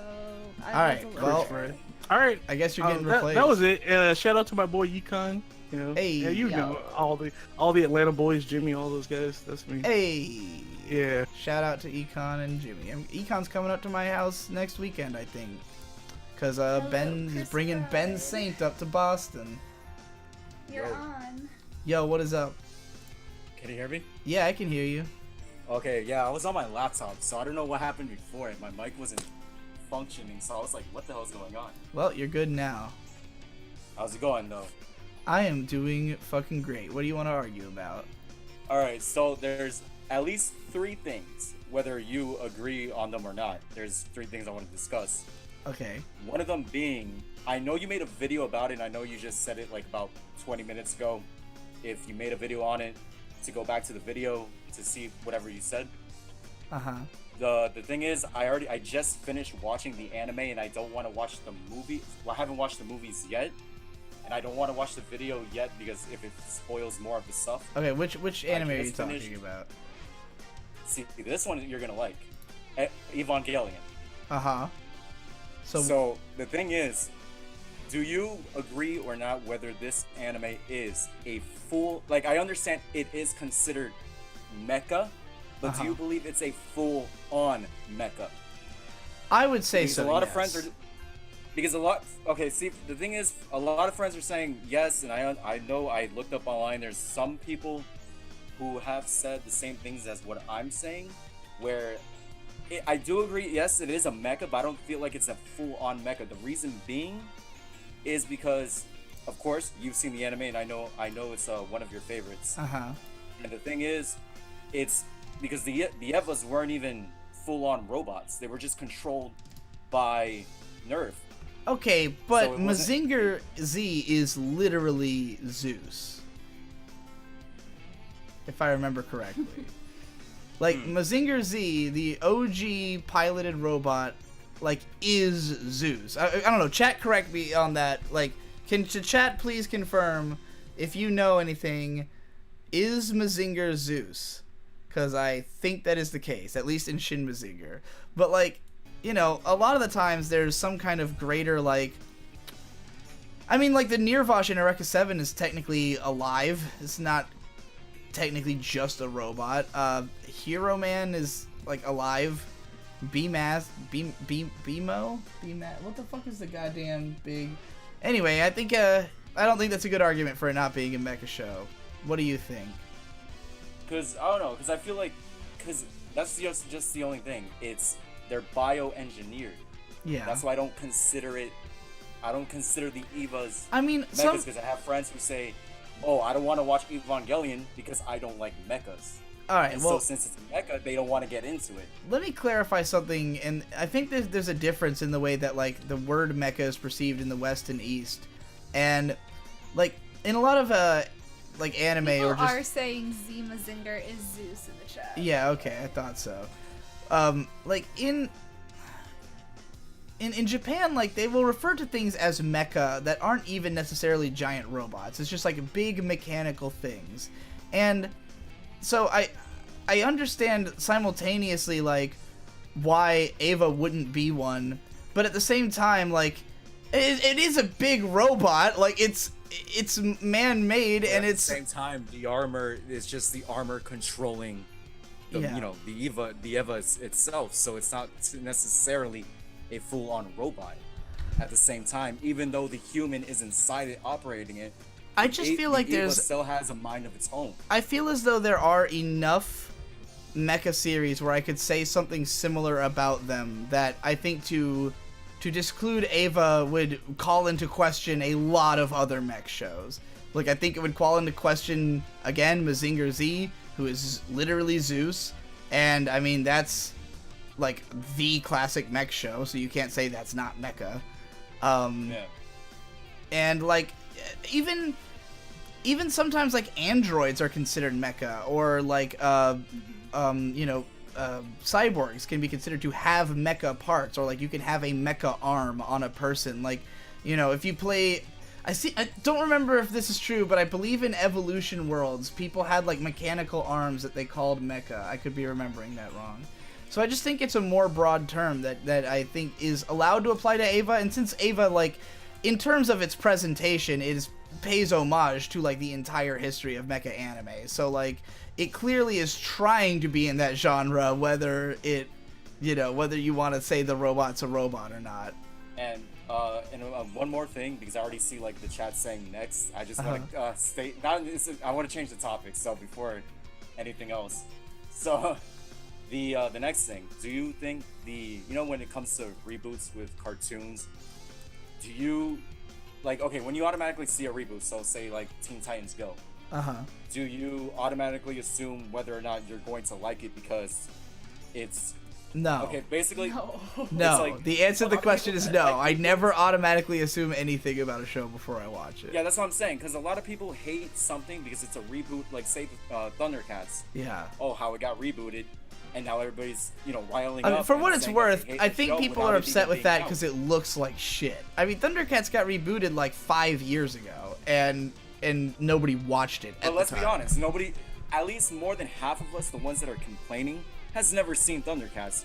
I know a couple of the characters, but I haven't fully on seen it to completely hate the show, so I can't be, I mean, the original Thundercats is terrible. Like, it's not a good show that's being ruined by having a remake.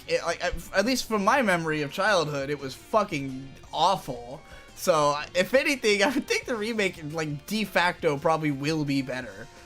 But, yeah, because, for me, it's just, the reboots, it's for a new audience. That's what I'm saying, because it's, yeah, definitely. The ones who are usually upset are the ones are basically. But that's okay. But the weird thing about the old generation, because they're just stuck in the past. The weird thing about that argument, though, is that there's no reason to give new kids an old IP. Like, why not just make up their own new cat-based IP? And the only reason is because, a recognized IP has a greater chance of success, even though no one who recognizes the IP is going to be happy with this, this approach to it. So it just kind of feels like I don't think anybody would have been upset if that had just been some new show that wasn't called that, but slapping the name of some old thing on it in the vain hope that brand recognition will make people care about it, is I think why people are offended. Yeah, I get what you mean. Yeah, because it's just that's the point. It's when I see a reboot, I don't see, because I'm not the target audience, so I know I'm not going to be upset whether it's good or bad. Well, I mean, a show could be bad, but it's just it's not for me. I know it's not for me. That's what I'm just trying to say. I feel it's not supposed to be say Teen Titans Go is not going to be the original Teen Titans. I definitely think it's ridiculous the way that people get online and get all uppity about some cartoon that they had no intention of ever watching. I'm not gonna get online and be like, oh, fuck this reboot of Thundercats, because what the, I don't give a fuck. Exactly. Nothing else on Cartoon Network is good. Why do I care now? So, not that nothing on Cartoon Network. For Teen Titans Go, I don't know if you I love Teen Titans Go, for what it's worth. I'm a big fan. We both agree that Beast Boy totally made a hit song with the Chillin' and Catchin' Villains. I don't think I've seen that episode, unfortunately. Wait, you haven't seen that episode? It's pretty good. That was a very good, at least in my taste of music, it's pretty good. Alright, well, you're getting kicked now. Now you're just gushing about fucking Teen Titans. It was nice talking, though. Bring in the next one. What should we be doing in the game right now? Dude, I don't know. My game is having a lot of glitches right now, especially when I'm trying to change my screen, so... I've gotten to a place where, it says to do the next story quest, I have to activate the level, the fourth part of the story, and I have to talk to somebody to do that, but I'm not sure where they are or who they are. Pull up a guy. Here, look, it says... Because I kept clicking on, storyboard wouldn't appear for me, and it was pissing me off. But it says storyboard EP4 can only be used in EP4 mode. You can switch to EP4 mode by talking to Ziera and selecting the episode to EP4. I think this is just broken English, but whoever Ziera is, I need to know where they are. Alright, I'm gonna bring on Spork. Alrighty. I'm guessing you got kicked out of the game again since you're... Yes, that's what Hello? I said. Hello, Spork, what's going on? Hi. Okay, hey, we've talked a little bit on email. I've asked you to do some music and stuff. Oh, okay. Yeah, I recognize the name. Yeah, no, thank you. The O, the is a zero. Yeah, all my O's are zeros always. Anyway, check out my Bandcamp. I have 3 questions of various importances. We have a light question about, or not question, argument, preposition, I guess. I have a light-hearted one about Best Girl in K-On! Or a medium one about Trial of the Golden Witch, or a hit me with the serious Trial one of the about Golden politics. Witch one first, because nobody's asked me anything about that yet. Trial of the Golden Witch I'm sorry. I know this, as a musician, I know this is gonna be really tough because when people say shit like this to me, it hurts. Trial of the Golden Witch is shit. You have one good song. What's the good maybe song? Maybe two. You have maybe two good songs. What? Hold on. Depending on what you say is the good song is gonna radically change how I feel about this argument. So what is the good song? Dick Up Out My Bitch is a good song. Oh, that's a great choice. Is that just because Frank Jeff C produced it and therefore it doesn't sound like Frank Jeff C? That's part of it, but it's just funny to sing along to as well. Yeah. But the other one that isn't produced by Frank Jeff C is the first track on Midwinter Ballers or whatever that album's called. Yes, Ghost of Midwinter Ballers trailer. Yeah. First track. But it's not good. It's just like it has potential. It's almost good because the beat is dope, but so it's not quite dope. Okay. Am I just arguing with you to defend that my band doesn't suck? Is that what you want? No. Here's what I'm saying. Okay. You need to hire or something a proper producer who will make your beats for you because, well, when Frank Jeff C made the beat for you, it sounded sick. Yeah. So. Well, you don't like Blind Skywatcher's beats? They're okay, but they're not mixed very well. I think the drums are way too low, and often your vocals are way too low. I know Death Grips do that, but that's Death Grips, and they can get away with that because they're fucking Death Grips. Oh yeah, and the biggest thing that pisses me off, but that I have a problem with about your music is that I know you commented on this in a recent video, but your lyrics. Yeah. You said that they're deep if you've been in a relationship of that kind, right? But I wouldn't say that they're necessarily deep. Just that, like, there were people. I mean, once I broke down the actual commenter I was responding to in that video where I said that, I think I made who I was responding to a little bit more clear. That I also got kicked off the server, by the way. I need the password, but here you go. When what the fuck was I saying?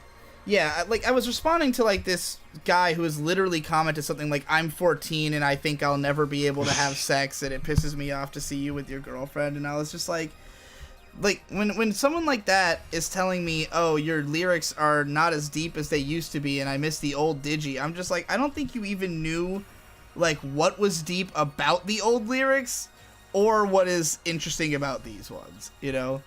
In my opinion, your old lyrics were also not very good. They were very cheesy and also kind of just sounded like Endless Jest's music a lot. All right, well, okay. So I need more context in order for me to frame how I'm going to respond to this. So what do you like that is of a similar brood to what I make? As in experimental hip hop stuff? Yeah, or just hip hop in general, or what would you if you were to compare me to someone who you say, oh, this person's good and you're doing a bad version of what they do, who should I'd say be more JPEG like? Mafia. Okay. I'd say JPEG Mafia Since because you said that, he does the internet rap thing. Let me tell you, I agree with you 1000%. There is no argument to be had here because my music is awful. And JPEG Mafia's music is amazing. JPEG Mafia has been producing since he was 12, and I have been producing for a year. And I don't hold myself to the standard of being as good as JPEG Mafia. I'm impressed that anyone listens to my shit at all. But, it's difficult for me to argue the quality of my music because obviously it means something different to me as for me when I create songs it's less about creating something good and more about creating this idea that's in my head that doesn't already exist. For instance, the album I'm working on right now, The World Over, is just me rapping over the .hack OST.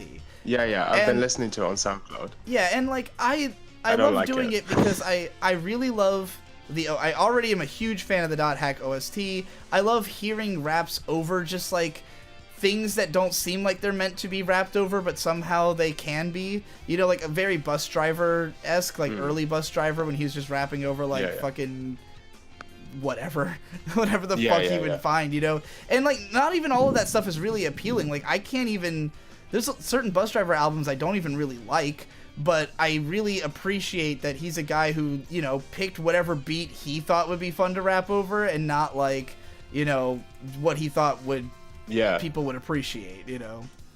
So like with me, I never expected anyone to like the stuff because I've been putting out music forever, and for the most part nobody ever liked it in the first place.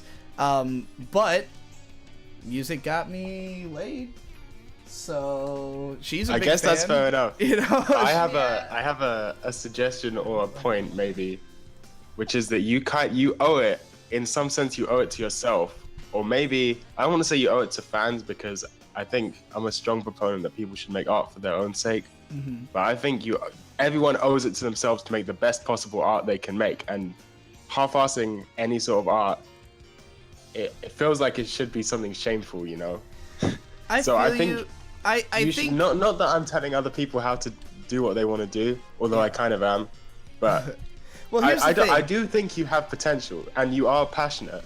If you think really put effort in, you could probably make some good music. All right, let me try to explain this in terms of how I see it, because for me, like, I never really think about myself as like what I've done so far or in this moment. I think about like where am I in the progress I'm trying to make towards the end goal, right? So for instance, with music, I'm at a point right now where I'm getting better. I've figured out how to write like good lyrics, like how it works, you know, not necessarily saying that I've like written amazing lyrics, but if you look at some of the newer songs I've done, you can tell I'm putting a lot more effort into like multisyllabic rhymes, clever wordplay, just deeper stuff like complicated references and stuff like that.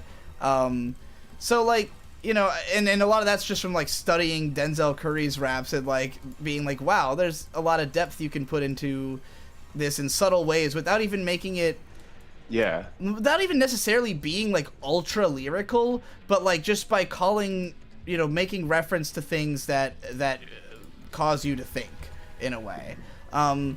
So I've been putting a lot of effort into that, and I am trying to learn how to produce on my own, but the thing is, if I try to go full tilt on music, it will mean I have to stop making as many YouTube videos. Like, if I decide, like, you know, the reason I said that JPEG Mafia has been producing since he was 12, like, that's what JPEG Mafia does. You know, like, granted, he joined the army for however many years, and, like, you know, he was just a producer before he became a rapper, and he's been dedicated to that. That is his job. That is what he does. I am not a career musician. I've never been particularly successful at it, and like it's only recently that people have even really been encouraging that behavior. Like all the old albums on the Bandcamp, for instance, or on the old Pure Volume, which rest in peace. I think I don't remember if I managed to download all my Pure Volume songs, because I think it's gone now. Oh God, I hope I didn't forget to fucking get them all. But it used to be that F and chat. Yeah, I used to release albums like all the time, and I would write entire behind the scenes, like just the same way I do with my videos now. Every album I ever released, like I would do it on Tumblr. I'd write these long ass text posts explaining the history, no listens, no reads on those. Like I was just doing it for me, and no one encouraged it at all. Victor would listen to my music and be like, it's all just like obnoxious horse shit experimentation, you know? But like, again, it was just fun for me, and I listen to my own music all the time. Like, my music is the stuff, you know, because I'm making the shit I want to hear, and granted, I have problems with most of it. Like, I think my production is mostly garbage. I often don't do enough takes, and then I regret it later. But lately, I have also been going back to songs that I'm not satisfied with and just re-recording them. Like, Sad Boy Anthem is going to be different in the music video version. Freak Power will be different. Not all of them will necessarily be, like, better produced. They'll just be different in some way. But, yeah, I mean, I just don't know what I'm doing. And taking the time to learn it would mean I couldn't be doing this live stream right now. And this live stream pays the bills, music doesn't. But, like, the reason I went to do all those music videos with Victor is that, I thought maybe if I release 11 consecutive music videos, someone will start to care. And then if people start caring, I can give it my all. You know, like I can be like, okay, if people really want to hear like what's the ultimate Digibro album gonna be like, if like Mindless Self-Indulgence, when they released their last album, they did a Kickstarter for it because they were so used to people pirating their shit and them not making any money for it that they were just like, prove that we can actually profit from this before we make it. Like, we've written the album, I've already got it fully written, but I'm not releasing and recording it unless you pay for it up front, basically. Because, you know, to take the time aside to do that, like, they have to make sure they actually make something from it. And, you know, they were a band who was one of the bigger, like, LimeWire bands, but never made any money off their music in the early days. I feel kind of similarly. It's like, if I test the waters and I feel as though, like, the audience for my music would actually be okay with me not releasing a YouTube video for a month if it meant I was working on a great album, then, you know, I'd feel confident in it. But if I spent a whole month working on an album and 500 people listened to it and it didn't make me any money, I would feel like a fucking idiot. Yeah, well, that's what happened to me. I spent 3 months working on an album and 5 people listened to it and I made £5 off it. That's, you know, anyway. It is, and I know a lot of, because I'm friends with a lot of musicians as well, like Just Fern, who, you know, I promote her stuff all the time because we've been friends for 6 fucking years, and I've been a fan of the shit that she's been making the whole time. Now, granted, just like with my music, the production was always a problem, and that's only recently started to be fixed, you know, but like, I saw the unique songwriting through that in her music and was like, but here's my argument against production has to be good. You like Babyfather and Dean Blunt and all that, and his production is absolutely terrible a lot of the time. True. But he still just has such strong. He comes up with like, really unique stuff, and I'm sure he's somebody who spends a lot more time listening to like sample diving and stuff. Like, I mean, I don't really consider myself to be like a musician, like musician's musician. I'm like a guy who's doing it in his spare time and hoping that something comes of it, and I'm getting better, and I like that. Like, I like looking at my own progress, but like, if it takes till I'm in my 30s before I can actually take it seriously, I'm okay with that, because for now, like, I've just got so much shit going on, man, you know? But yeah, I agree. Okay. My production's shit. I don't remember the other argument you wanted to have as well. I have a bunch of others. I have one about Digi's turntable. I have one about politics, and I have one about K-On! Best Girl. All right, you might agree with me, Best Girl. Let's have the chat vote which one you want to hear: politics, K-On!, or because I'm only gonna let you do 2. I don't want you to be on here all day. But yeah, that's understandable. All right, so chat, let us know. May, can you see what they want us to do? 2 for K-On! It sounds like K-On!, so. Oh, okay. Well, you might agree with me, so I don't know. Best girl in K-On! Is objectively Ui. Not Yui, Ui, the sister. You know, she's not my favorite girl, but I am okay with her being considered best girl. I mean, I'm okay with any of them being considered best girl. Like, you're not gonna come in here and be like, oh, fucking, this is my favorite, and I'm gonna be like, no, she's a bitch. Like, no, they're all great. That's true, except maybe June. Yeah. If you came in here and your favorite was June, I'd be like, really? That's her name, right? The third friend of the younger ones. Yeah, she's not as well fleshed out though. No. Like, she's not a major character, whereas Ui has a lot of characterization in season 2. Well, you can just go ahead and make your argument for why you like Ui. I'm okay with that. If you just want to. I mean, she's just best girl. She's just like a. She's the most wife material of any anime girl. She can cook and clean amazingly. She will support you. Here's the thing. I've spent a lot of time masturbating to K-On! Characters. Because I have a lot of K-On! Posters, and it's inevitable. They're sexier in the posters than they are in the show, is the thing.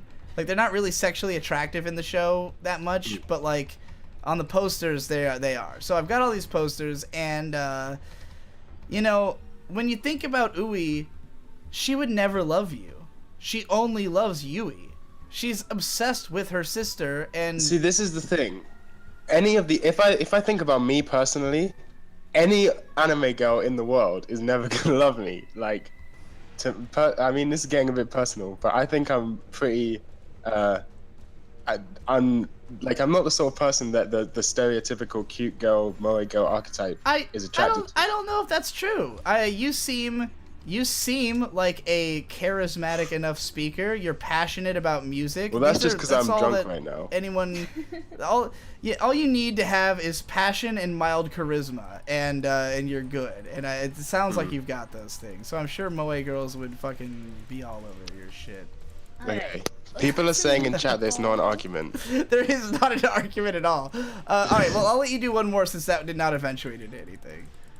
Alright, I may as well talk about politics then, although it's a terrible idea and people are gonna... I've got the crowd on my side right now and they're all gonna hate me in a second. Alright. Okay.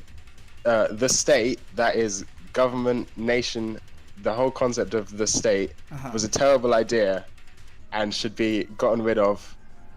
And yeah. Okay, No. Clarify what you mean by the idea of the state. So, I guess... I would call myself an anarchist, although I'm not a anarcho-syndicalist or anarcho-communist. I guess you could call me an egoist, kind of like, Max Stirner. I don't know if anyone in this stream has read any politics, but I haven't read anything. Yeah. So just all right. Well, okay. Just describe to me what you want the world to look like. That's the easiest way. Essentially, without government or state power, but not like a communist version. Well, it could be, but not like where everything is syndicates and everything's run by unions, because I think unions are just another layer of bureaucracy, which is essentially just creating a new ruling class, and it defeats the whole purpose. So okay, hold on. Let me take a step back to process everything. So you're saying... Are you saying that you think that the state is a mistake or was a mistake? Like, was it a mistake to ever have created it, or is it just yes, like... I think it was a mistake to ever have created it, but I also think it should be gotten rid of and should not come back. So, okay... what is your game plan for that, and what do you think humanity would have been had we never come up with like the idea of like countries, I guess? Well, this is kind of the hippie argument, but I mean, you smoke weed, you understand. Sure. They're just like lines, man. They're just like arbitrary, like, come on. They're just lines, you know? Sure. Countries don't really exist outside of people's imaginations. This is where I go back to my obscure politics book, The Ego in Its Own, by Max Stirner. He talks about these things called spooks, which is basically an idea that people hold as higher than themselves. Okay. One example would be morality, where people imagine this thing to exist objectively, but really, if you actually take a second to think about it, the way morality exists right now in Western countries is entirely arbitrary and pretty much based on Judeo-Christian religion. I agree with all that. So okay. I mean, I would say that when you say that the state was a mistake, like, I feel as though the reason we, developed everything we have in culture essentially is that, like, at the moment it made sense, and then we just have to continually reconsider that. And unfortunately, I think that most people are not really in a position to reconsider, because most people don't really know fuck from shit, and, like, just don't know anything. And so, like, when it comes to something like, hey, let's, like, I think there was probably a point where the idea of a state was, like, a great idea that got us out of some kind of age of darkness that was probably, like, really solid, but then once we had it, and it was like, okay, well, we've made it past whatever the problems were of that era, but now everyone's already grown up with this system, and people who are in power want to stay in power, and, like, the average Joe does not realize that they can do something to change that. So but that's not actually true. If you look at actual history, there is no evidence of that happening.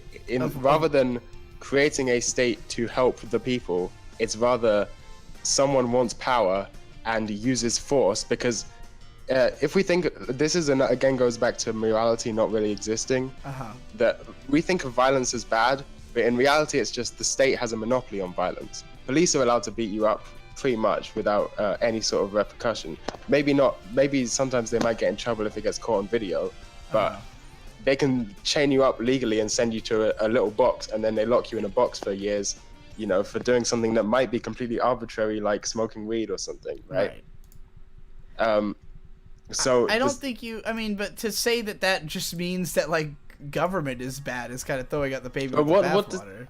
Most things that government does, this is kind of goes back to my problem with a lot of other people who call themselves anarchists, is that they say they want to get rid of the state, but then they want to replace it with something that then does everything that the state already did, which in my opinion is just creating another state.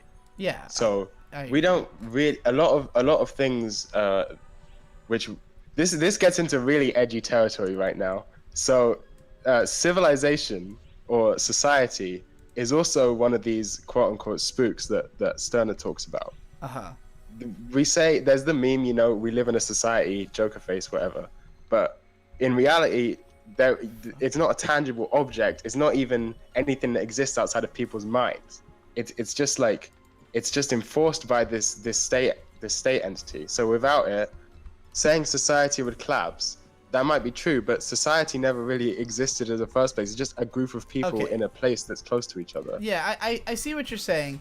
I agree with the idea that I think changing the systems in place would not be... I just fucking got Madoka's clothes.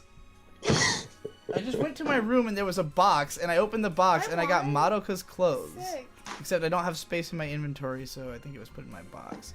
Anyways, I definitely think that I don't think it would be as hard to replace systems as everyone thinks it would be. Like, if everyone cared to do so and participated, but like, if we don't have the state, who's gonna stop people from killing each other? Like, people.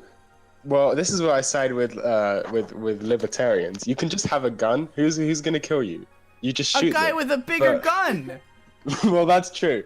But people don't default to killing each other. No, there are they don't. native... But like at the same time, if no one's afraid of doing it, what is gonna stop the people who But want but to? this is another thing. There are native societies, as in what's the word? Indigenous cultures, as is the proper PC term. Yeah. There are indigenous cultures which have operated for longer than our Western culture and still Do you operate, that's which the do not natural have. state of like humans to I don't live think in there is a tribal natural state of societies? humans. You don't think so? I don't think. Yeah. You don't think how like other animals have organizations, like group of organizations? Lions have prides, where they. But those all change depending on their circumstances. If you put lions in captivity, the traditional pride order changes. So when humans are in captivity of our own social order, the way we interact with each other changes and is contextualized by that order.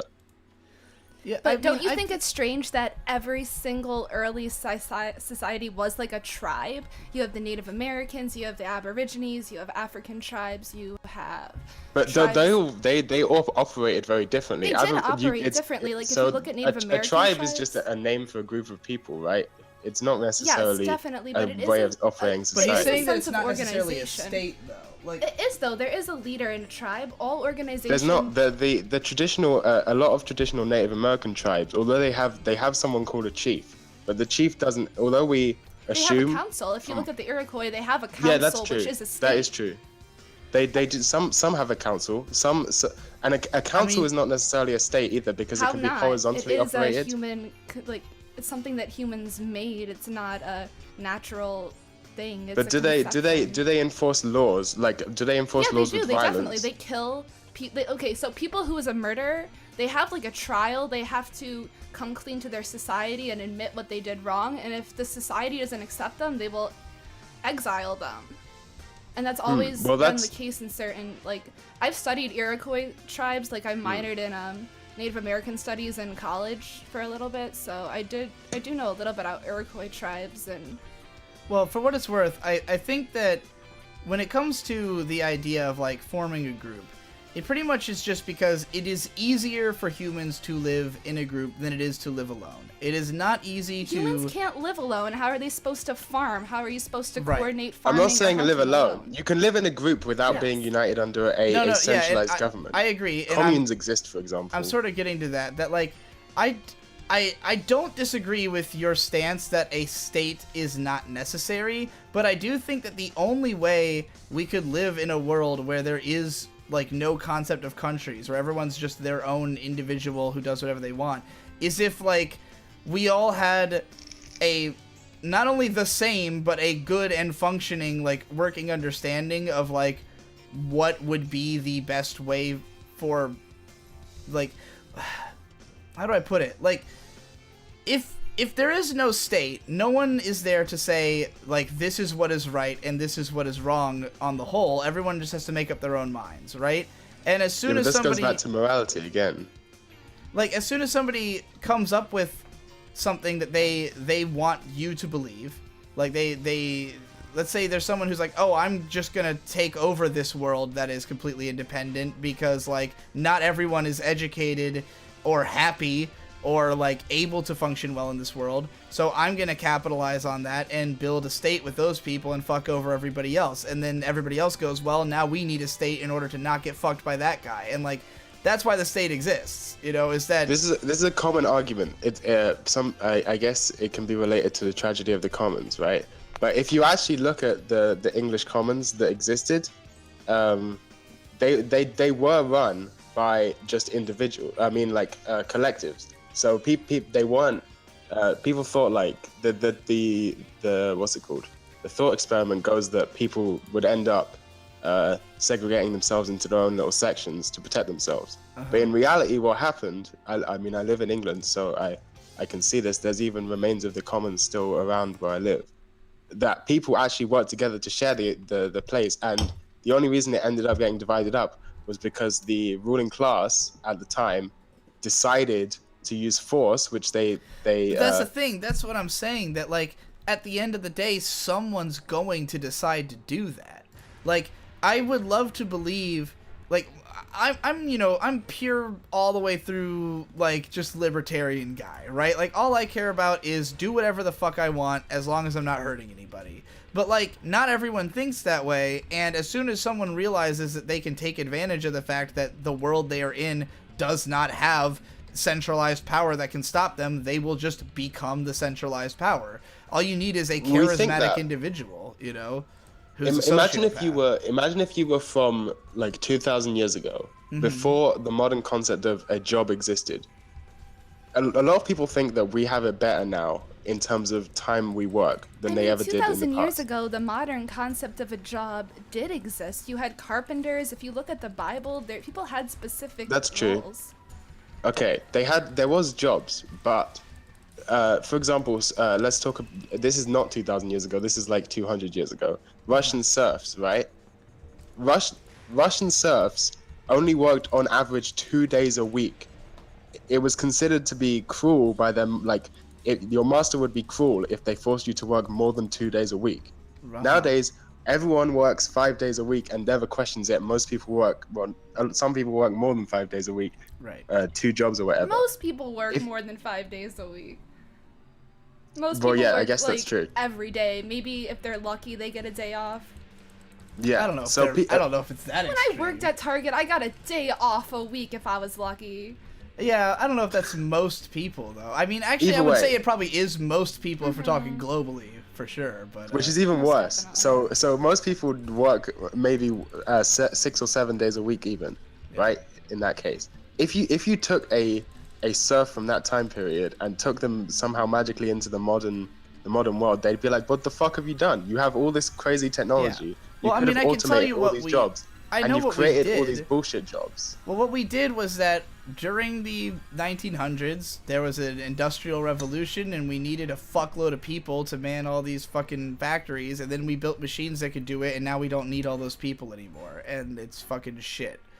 But the system is broken, so we still need jobs in order to have money, right. Even though I totally agree that the system needs to be rethought. I just think that if we tried for a system where we have no state, I just think inevitably someone is going to take advantage of it. Someone's going to say... Do you think a stateless class of society is would be the ideal? I would say so. I just think that I cannot imagine a reality in which it continues for long. You know, like without any kind of now, granted, the ideal to me would be something that's barely a step above that, It would just be like, let's have something in place that we generally agree on that just doesn't, like, that fucks with as few people as possible, but still can do things that we want to happen. Like, you know, like arrest people if they fucking kill you, you know, like, and granted, like you said, you can't just carry a gun. Everyone can be their own judge, and it's not really that different from the world we live in, to be frank, because, like, I mean, people still do kill each other, so it's not like you get rid of murder by outlawing it. But I do think that generally the cultural brainwashing works. Most people don't fucking kill each other because we've been told not to. And, like, not to say that we inherently would just kill people if not for that, but I do think that there are people who, if there were no repercussions, would have done it a long time ago, you know? Okay, let me switch up my argument a little. This may not reflect my personal beliefs. Shouts out to LV Montano.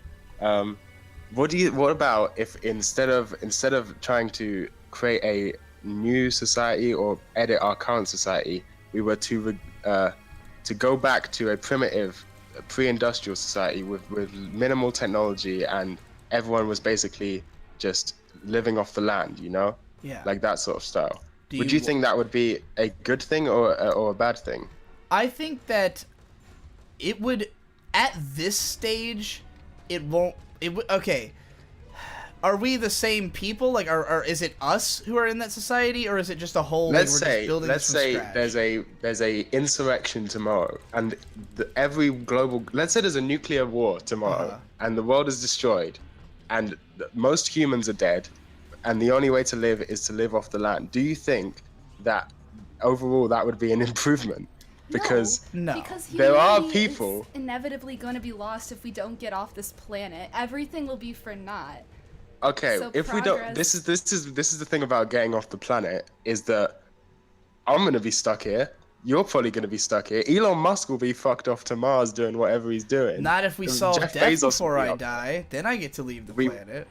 Oh, I would love to live in Serial Experiments Lane or whatever. Yeah. But it's not gonna happen. And also, if that did happen, you can bet that the Wired would be owned by Google. I tell you or what, fucking Amazon or something. CGP Grey has not given up, and therefore I have not given up. All right, let's get CGP somebody Grey else has on, some 'cause extremely hot takes. chat All right, is thank you kinda for a talking little to me. antsy. Check out my SoundCloud. All right, sick. Have a nice day. You too. All right, let's get this apostle guy because he's been waiting for a while. Alrighty. Hello. Apostle, you there? Okay, look, Digi. Hello. I have a confession to make. Like, Alright. I came into the stream, I wrote an essay and like a big paper called The Gospel of Digibro. Uh-huh. It's like Lord Conrad, I'm the silent apostle dedicated to your work and whatever. And you betrayed me. Yeah. You ruined my trust in you. I've watched your content for like 20 years, and today I came in and it was like horrible that I heard that you watch fucking lollies, man. That's horrible. Like what the fuck? Did you didn't know? What? Dude, no, I didn't. Where have you been? How did you watch that much of my content and never figure this out? I don't know. Like whatever. That's fucking retarded. You're no longer my god, and that's I quit good. your religion. I'm tired of being people's. I don't want to be anyone's god. It's the worst. Alright. All Well, so I have a problem that I want to share with you that you can help me. Go I have ahead. 2 cats, and the thing is, like, I really want to fuck one of them. And the problem is that I've been taught all my life that when they're both females, like I've been taught that if you want to fuck a female, you need to get her consent. Yes. And like I have no idea how to work this thing. How do I get consent from a cat? Like it doesn't talk. So. Well, there's this one image that the bestiality community likes to refer to, the bestiality art community. I mean, that is like the guide to what is acceptable to fuck, and basically it is anything that is capable of cognizance and confer, like, capable of making a decision for itself and expressing that decision to you in a way that it is. Not only do you understand, but it is clear that it understands that you understand. and also that it is of a mature age for whatever it happens to be. That is the bestiality guide. You can find a picture of this somewhere. Just just type "what's okay to fuck" into Google and you'll figure it out. All you gotta do is draw up a contract, get like an ink pad, put your cat's paw on the ink pad. I tried it. They run away and it's retarded. I tried putting them in bed and like put a condom on, just like look at it and whatever. It doesn't work. I always feel so bad because whatever. I thought about killing it, so then. Okay, well this is not an advice show. Do you want to argue about something, or you just want to talk about fucking your cat? All right, I want to ask you about like an argument, whatever. Yeah. You've been portrayed by many people, and I think yourself also as like a narcissist, a very big one. The point I want to ask you, like, do you think that your narcissism has helped you grow as a person and also with your content and everything? You know, I think that I don't know if it's like helped me per se, as that like I think that if it weren't for the narcissism, there's a chance I never would have made content, because like I have always had like growing up I had very low self-esteem. Like, it's not as though I've always had a lot of confidence and not a lot of self-esteem. Like, I've always believed in my ability to do the things that I do, but like growing up I hated myself. I thought I was a piece of shit, and like nobody liked me, nobody ever treated me well. So like I never really like had much to be proud of other than like what I can like look at and say that I know I've done, you know? And the main way you could do that is in comparison to other people. So for instance, like if I come off egotistical in a video like just shit talking anime YouTubers where I'm like I'm the best anime YouTuber, I've followed that up by saying this in other places that I don't consider that high praise. I just don't think there's a lot of good anime YouTubers. I actually agree with that. I think you really are the best, and I don't think that's very narcissistic. You just make the best content. Yeah, and like I just the way I look at it, to say that I mean, like, there's not a lot of other people who even have the opportunity to make the kind of content I do. Like, there are people who are making pretty good anime content, but like they can't make it a career, or they don't want to make it a career. And so like maybe they could be better than me if they had time to practice. And like to me, I don't see like saying, "Oh, I'm the best anime YouTuber" as meaning like that is an immutable fact that can't change. I view that as a challenge to like, you know, to everyone else that you should be proving me wrong. You know, like show me that it's not true, and then I'll believe it. But like again, I'll try. You know, when I say that I'm narcissistic, it's less a matter of like, oh, I think I'm amazing and better than other people. I don't think I'm that great. I think I'm okay. I mean, I appreciate what I can do well, and I think I do a lot of things poorly, especially like that guy who called in about my music. Yeah, my production is fucking dog shit. But like, there's things about the music I like, so I'm gonna keep promoting it. I'm gonna keep talking up how much I like it, because I want people to fucking look at it. I'm not gonna tell people, oh, here's my new song, it's a pile of shit. You know, like, here's my new video where I'm wrong about everything I say. Like, obviously I'm gonna, you know, present my stuff as though it's true, and I fucking lost track of what I'm saying. What exactly is your argument again? What are we arguing about? Nothing. I just like. Oh, well. Anxiety is killing me. Well, I just want to say that I've sent you like a ton of weird, cringy DMs if you want to have some fun reading this shitty stuff.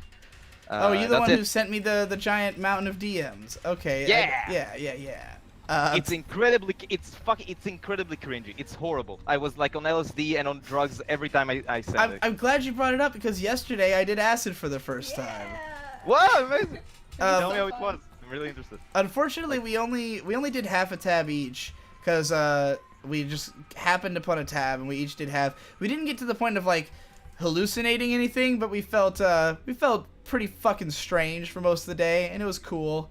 And then we did like because we only had a little bit, we then spent the rest of the day like doing non-stop fucking dab pen hits for like 8 or 9 hours, and it was fucking crazy. I started like half a tab as well, and then I went to 2 tabs, and it was extremely insane. The most insane thing I've ever done. I won't had jump ego up depth that and far. I'm just gonna do one tap next time. Yeah, you should. Just be careful with this shit. It's Yeah. incredibly risky. All right, well, you're getting kicked now. Thanks. See you later, dog. Alright. What time is it? It's 9:17. Oh, we're already over 2 hours. All right, we'll do one more guy, and this will be the last one. Word.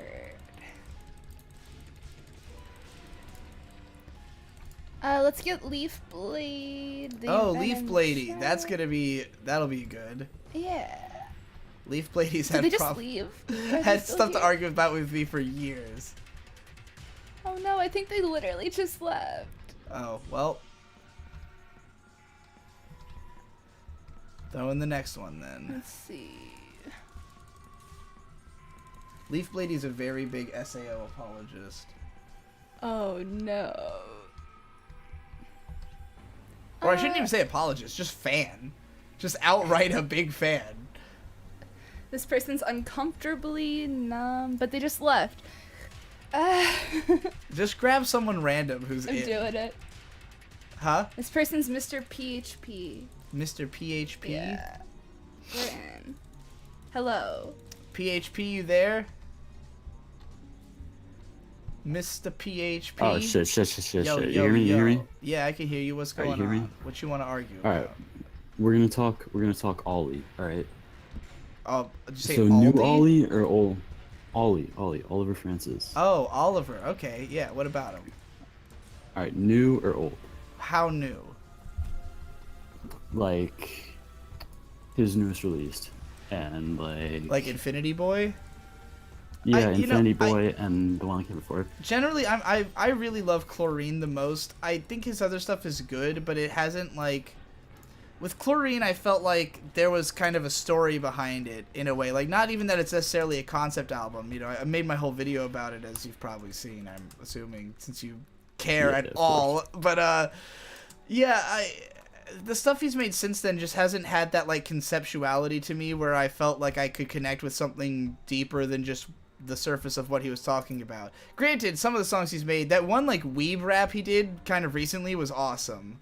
I think it was called 9000. I think it was the over 9000 fucking shit. Yeah. So I don't know. It's all fine. I'm just want him to put out another like full length album. You know, I'd like to see him drop like a 40-minute project or something. Cause I'm more of an album guy. That's not really an argument though. So what do you want to? Oh, I also got one more for you. So. All right. You're in Massachusetts, right? Yes. All right. North Shore or South Shore? What's your question? North Shore or South Shore? South Shore. I mean, well, we're on the south side of the, I guess, of the city, comparably. So, South Shore. All right. Well, it sounds like you agree, so there's no argument. Leaf Blade is back in here, Well, so. I'm satisfied. All Goodbye. right, you're out. Let's get Leaf Blade in here.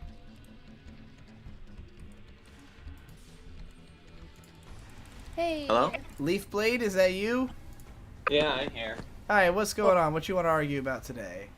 Okay, first off, since I heard a few wrong things said in the chat a while ago, I just wanted to point them out real quick.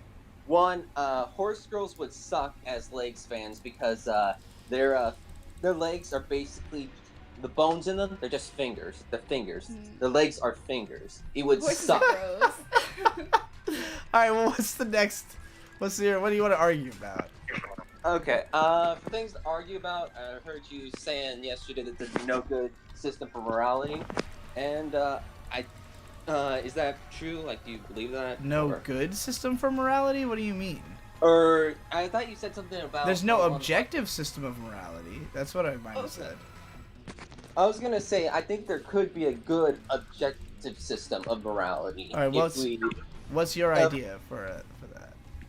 I am basically ripping off this idea entirely from a YouTuber called Cosmic Skeptic. But here's how we could define stuff into a moral sphere. We take actions that we can agree that actions are either conscious or unconscious, right? Sure, I guess. And we can agree that actions can either promote well-being that actions affect well-being or they do not affect well-being. Yeah, if you're going to say that anything which promotes life can be considered good and anything which brings us closer to death is bad, I also agree with that. That is the system of morals I personally follow. Yeah, I was saying, you have to do, something consciously, and also that it has to, affect well-being in order for it to even be considered moral. If it doesn't do either of those, like if it doesn't affect well-being, like fapping to a loli, it doesn't affect well-being, or Right. it doesn't, do that, then yeah, it's not. Then it shouldn't even be brought up into the question of morals. I agree with you. I think if there's any god worth worshiping, it is the first single cell organism that formed in the tar pits and just had nothing but will to live and propagate. And it's been nothing but billions of years of evolution since then to continue on that same train of thought. So we might as well dedicate ourselves to it. Okay. Then I guess we didn't really disagree on that. All right. Well, no moral system. I was just thinking, okay, that seems a bit weird, but okay. Here's something I think you definitely do kind of disagree on. It was the idea of Monica being a deconstruction. I do want to say I do think a lot of people present it so shittily. I get why people hate the idea so much. Because everybody goes on but Monica's so dark. It's obviously a deconstruction of magical girls. Yeah. And it's every single time. But have you ever read what's that thing called? Let me just pull it up real quick. It'll only take 5 seconds. I have it up here. Remember Monica transgressing the magical girl? No, I have not read that. Okay, basically it was a 75-page essay talking about Madoka Magica in the context of, the Magical Girls show. And something I found interesting about it is it basically decided to take apart and pick apart, what is, part of the Magical Girls show. Right. There are several things. There's, a totem that the Magical Girl is associated with. Yeah. There's always, there's usually always cute familiar that, makes a call to action. Right. And these magical girls usually get their powers from their emotions. It's generated by their positive emotions. Now, while I wouldn't say that Monica may have been the first to have, dealt with these, with, turning some of the expectations of these on their heads, I think it does it in interesting ways that a lot of magical girls, don't ever consider. Okay. One of the most primary of those is, that the totem grants the girls powers. Right. But in Monica, the totem is them now. They are nothing without the totem. Right. So they are reduced. Either they have that power, or they are nothing without it. Along those lines, there's also, sorry, talking so fast, I'm just getting a lightheaded. It's fine. Along those lines, there's also the idea of which one? Emotions and sort. In that case, I don't think it's ever been, really shown, well, what if they feel like shit? How does that affect them?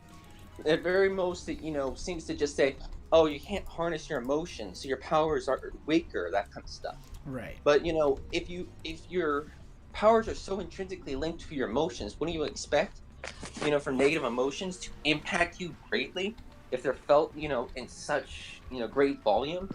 Shouldn't it have, almost destroy your body or something? I feel you. Like Frozen. Yeah, and, finally, the idea of an evil mascot, isn't, for, a twist on the head, isn't, something that, could be completely original. Right. I also do think it's kind of interesting to have that, case of, well, why exactly it sounds to me like you're making the argument for why Madoka is a unique or interesting magical girl show, but what about those makes it a deconstruction? Like, just doing something different isn't the same thing as deconstructing it. I would say that at the very least, it takes interesting subversions on the magical girl genre. Okay, what I want to ask you is, have you seen Magical Girl Raising Project? I actually am. I am laughing with it with Hollow of Dawn. I just love it. So shit, goddamn. It's pretty bad, but you are making the same points that this show has. You could make the same justification that Magical Girl Raising Project would be a deconstruction as well, because they have the mascot character, the girl's power is intrinsically linked to her I would say emotions. the thing with I would say the thing with Magical Girl Project, though, is it doesn't really justify why these things exist. Like, when I'm watching it, I actually... Like, you can watch Madoka, and, you know, at the very least it gives, you know... Sorry. It gives motivations for the characters in the now. Like, we know that Homer wants to keep Madoka from contracting. We know that, you know, Kyubey wants to get the Magical Girls to contract. But, they at least have explanations in the now. Well, you know, Magical Girls can fight witches, and, you know, Homura, you know, wouldn't want a new Magical Girl to come. Even though those, you know, are false premises, they at least give us reason to care about it. But with Magical Girl Raising Project, I have no idea why they want Magical Girls in that system. So They it just do feels explain like it at the end, and it's sort of just like Madoka kind of reasoning. I don't remember the show clearly. I did watch it, the whole thing, though, but... if I remember correctly, the only reason they do it is because they help girls that are suffering in, you know, horrible situations. Yeah. But turns out to be a lie or something. Well, I mean, they just pick anybody who is interesting enough because they want to draw power from the world. It's like they're trying to recruit people for the next magical raising project or something, but... Whatever the case may be, like, my main argument about Madoka not being a deconstruction is just that, to me, the word deconstruction, and I could be wrong about this, and different people use the word so differently that personally I would rather just nobody fucking said the word anymore, because, like, no one Fair enough. agrees I on definitely it. get it. But, like, to me, it just means specifically, like, a show that is going out of its way to make a point, to take a genre, and then say, this genre, if you tried to make it real, wouldn't work. Like, the whole idea of The Watchmen, which is, I mean, granted, it's possible that this show shouldn't even, or this comic shouldn't even necessarily be considered this. It's just that the word was introduced to me through people talking about Watchmen. But, like, the way it was introduced to me as a concept was sort of that this comic exists for the sake of saying that if there was a real-life Superman, it would be a problem. It wouldn't be a hero, it wouldn't be a heroic tale. Like, if there were real-life superheroes, this is what they would be like. They would be damaged people, they would be sociopaths because they're self-important. They would be, you know, if some one of them actually had superpowers, the government would want control of that. It would be used for evil. Like, it's just generally trying to subvert the entire identity of what a superhero comic's about. It's like, hey, this is a superhero comic with nothing that makes them special, or that makes them, like, you know, what they are. Instead, it's all been replaced with, like, you know, cynical versions of the same. So with Madoka, on the one hand, it is a cynical show, and it is dark, but in the end, it's got well, I mean, and not counting the movie, granted, but, like, in the original show, it had a pretty hopeful ending. You know, like, it wasn't... It wasn't ultimately that different from the message of a lot of magical girl shows. It was just like a different one. The show, in a sense, like, deconstructs it, but it actually reaffirms it in a sense. It says that it's worth believing in these kind of systems, you know, to get it. You could even call it a reconstruction in that sense, that it calls into question what magical girl shows are about, but then ultimately comes to the same conclusions that they come to. And, you know, you could see it that way. Yeah, that's actually, like, my viewpoint on it. I think it deconstructs, then reconstructs it, and that's actually why I, you know, like it quite a bit. We see the girls, you know, face issues that would, you know, come from, you know, having to fight, you know, evil, you know, as kids, you know, not being able to, you know, have friends, not being able to, you know, having the weight of, you know, lives, you know, on you. And that kind of, you know, weight has been shown to be very damaging, you know, to people who are, you know, either doctors, who are rescue workers, you know, those people who, you know, crack under that pressure, you know, of not being able to save someone. Yeah. And, but, you know, in the end, it does reaffirm it. It's worth having that hope. And I actually do think it's worth it more, you know, like when a deconstruction, you know, does reconstruct it and say it is worth having these. Yeah. It is worth believing in it. Well, yeah, I think that's a pretty good argument. I can cop to the idea that, like, whether the show is full on, quote unquote, a deconstruction, it does attempt to, like, you know, reconsider elements of the genre, call them into question, even if it does eventually reach the same conclusion. So, I guess I agree with you, for the most part. And then finally we'll get to the SAO. But, yes. Don't want to blue ball the audience. Let's give them the SAO. What do you want to say about SAO? Okay, I guess first off, you do, you know, like, kind of hate it when people, like, misrepresent you as a person, right? Yeah. I mean, don't you think it is kind of, you know, like, shitty to misrepresent Kalahari even if you don't like his work? So what do you think about him I've misrepresented exactly? I mean, I feel like, you know, when you go out of your way to, you know, like, make, you know, like, you know, snide jokes, you know, like, you know, he got that, you know, idea probably, you know, from, you know, he ripped that idea probably off right from .hack. Right. I feel like, you know, that's very, you know, unsourced speculative, you know,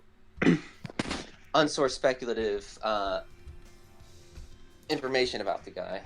I mean, I think that the way I present that information in my video is to, you know, say that it is speculative. Like, I don't say he ripped it off. I say, you know, it came out around the same time and that's suspicious. You know, like, it's possible he didn't take any influence from it at all, but, like, it's just, when I look at it and I see that, like, there's so many plot elements are the same and it's, like, came out at, like, you know, right afterwards, practically, and knowing what I know about how light novels are written, like, because there's only a few months between them, and, like, it would have to be that he started, you know, whatever influence he took would have had to be right around, like, he had to write it in that amount of time. But that wouldn't surprise me if that was the case, like, if he wrote the novel in 2 months. So, you know, again, it's not that I'm accusing him, I'm just saying it's suspect. And I think it's worth raising an eyebrow, but, like, if that's not convincing to you, then that's fine, you know, like...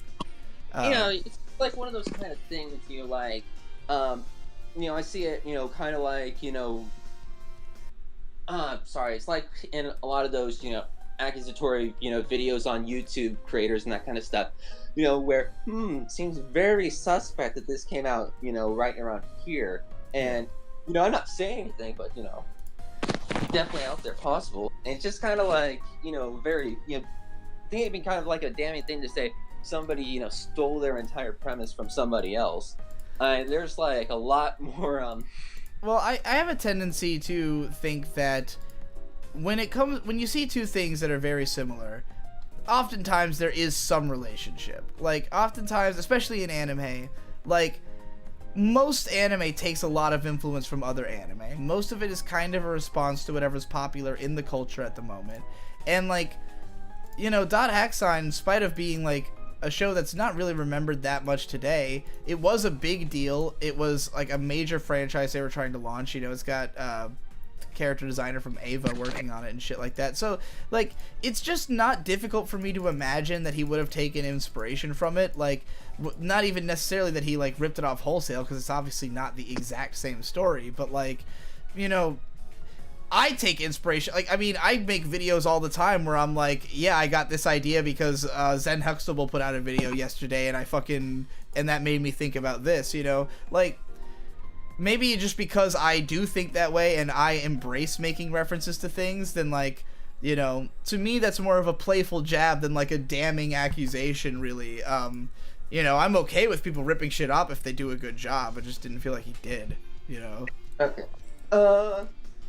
I guess, I also felt like, you know, some of your obsession, you know, like with the, what would it be called? Not exactly plot details, but, random, like, minor, complaints.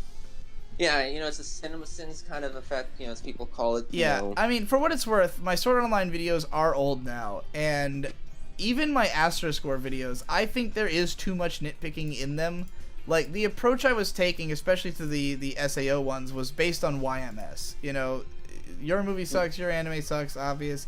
I stole half his music, and editing techniques for that video, because it was supposed to be a reference to him, but, like, his style is extremely nitpicky, because he cares about every little detail, and he will nitpick, like, all the small stuff, because he will, you know, adjust his scores accordingly. For me, it was like, there are little things that bother me in shows, but if I'm going out of my way to find everything wrong with a show, and some of that stuff, while nitpicky, might take a while to explain, because like even if it's not a big deal, like it takes a lot of words to describe it, that's the kind of place where I do think my videos get bogged down, where like when I watch back the Astro Score Sucks, and there's the whole part where I talk about like this, how this one file got corrupted and it looks just really stupid, and I go on like this long explanation of why it's stupid, but like it doesn't really matter. Like I didn't even notice that scene the first time I watched the show. So like I do think that it's a little excessive to catalog every minor fucking thing,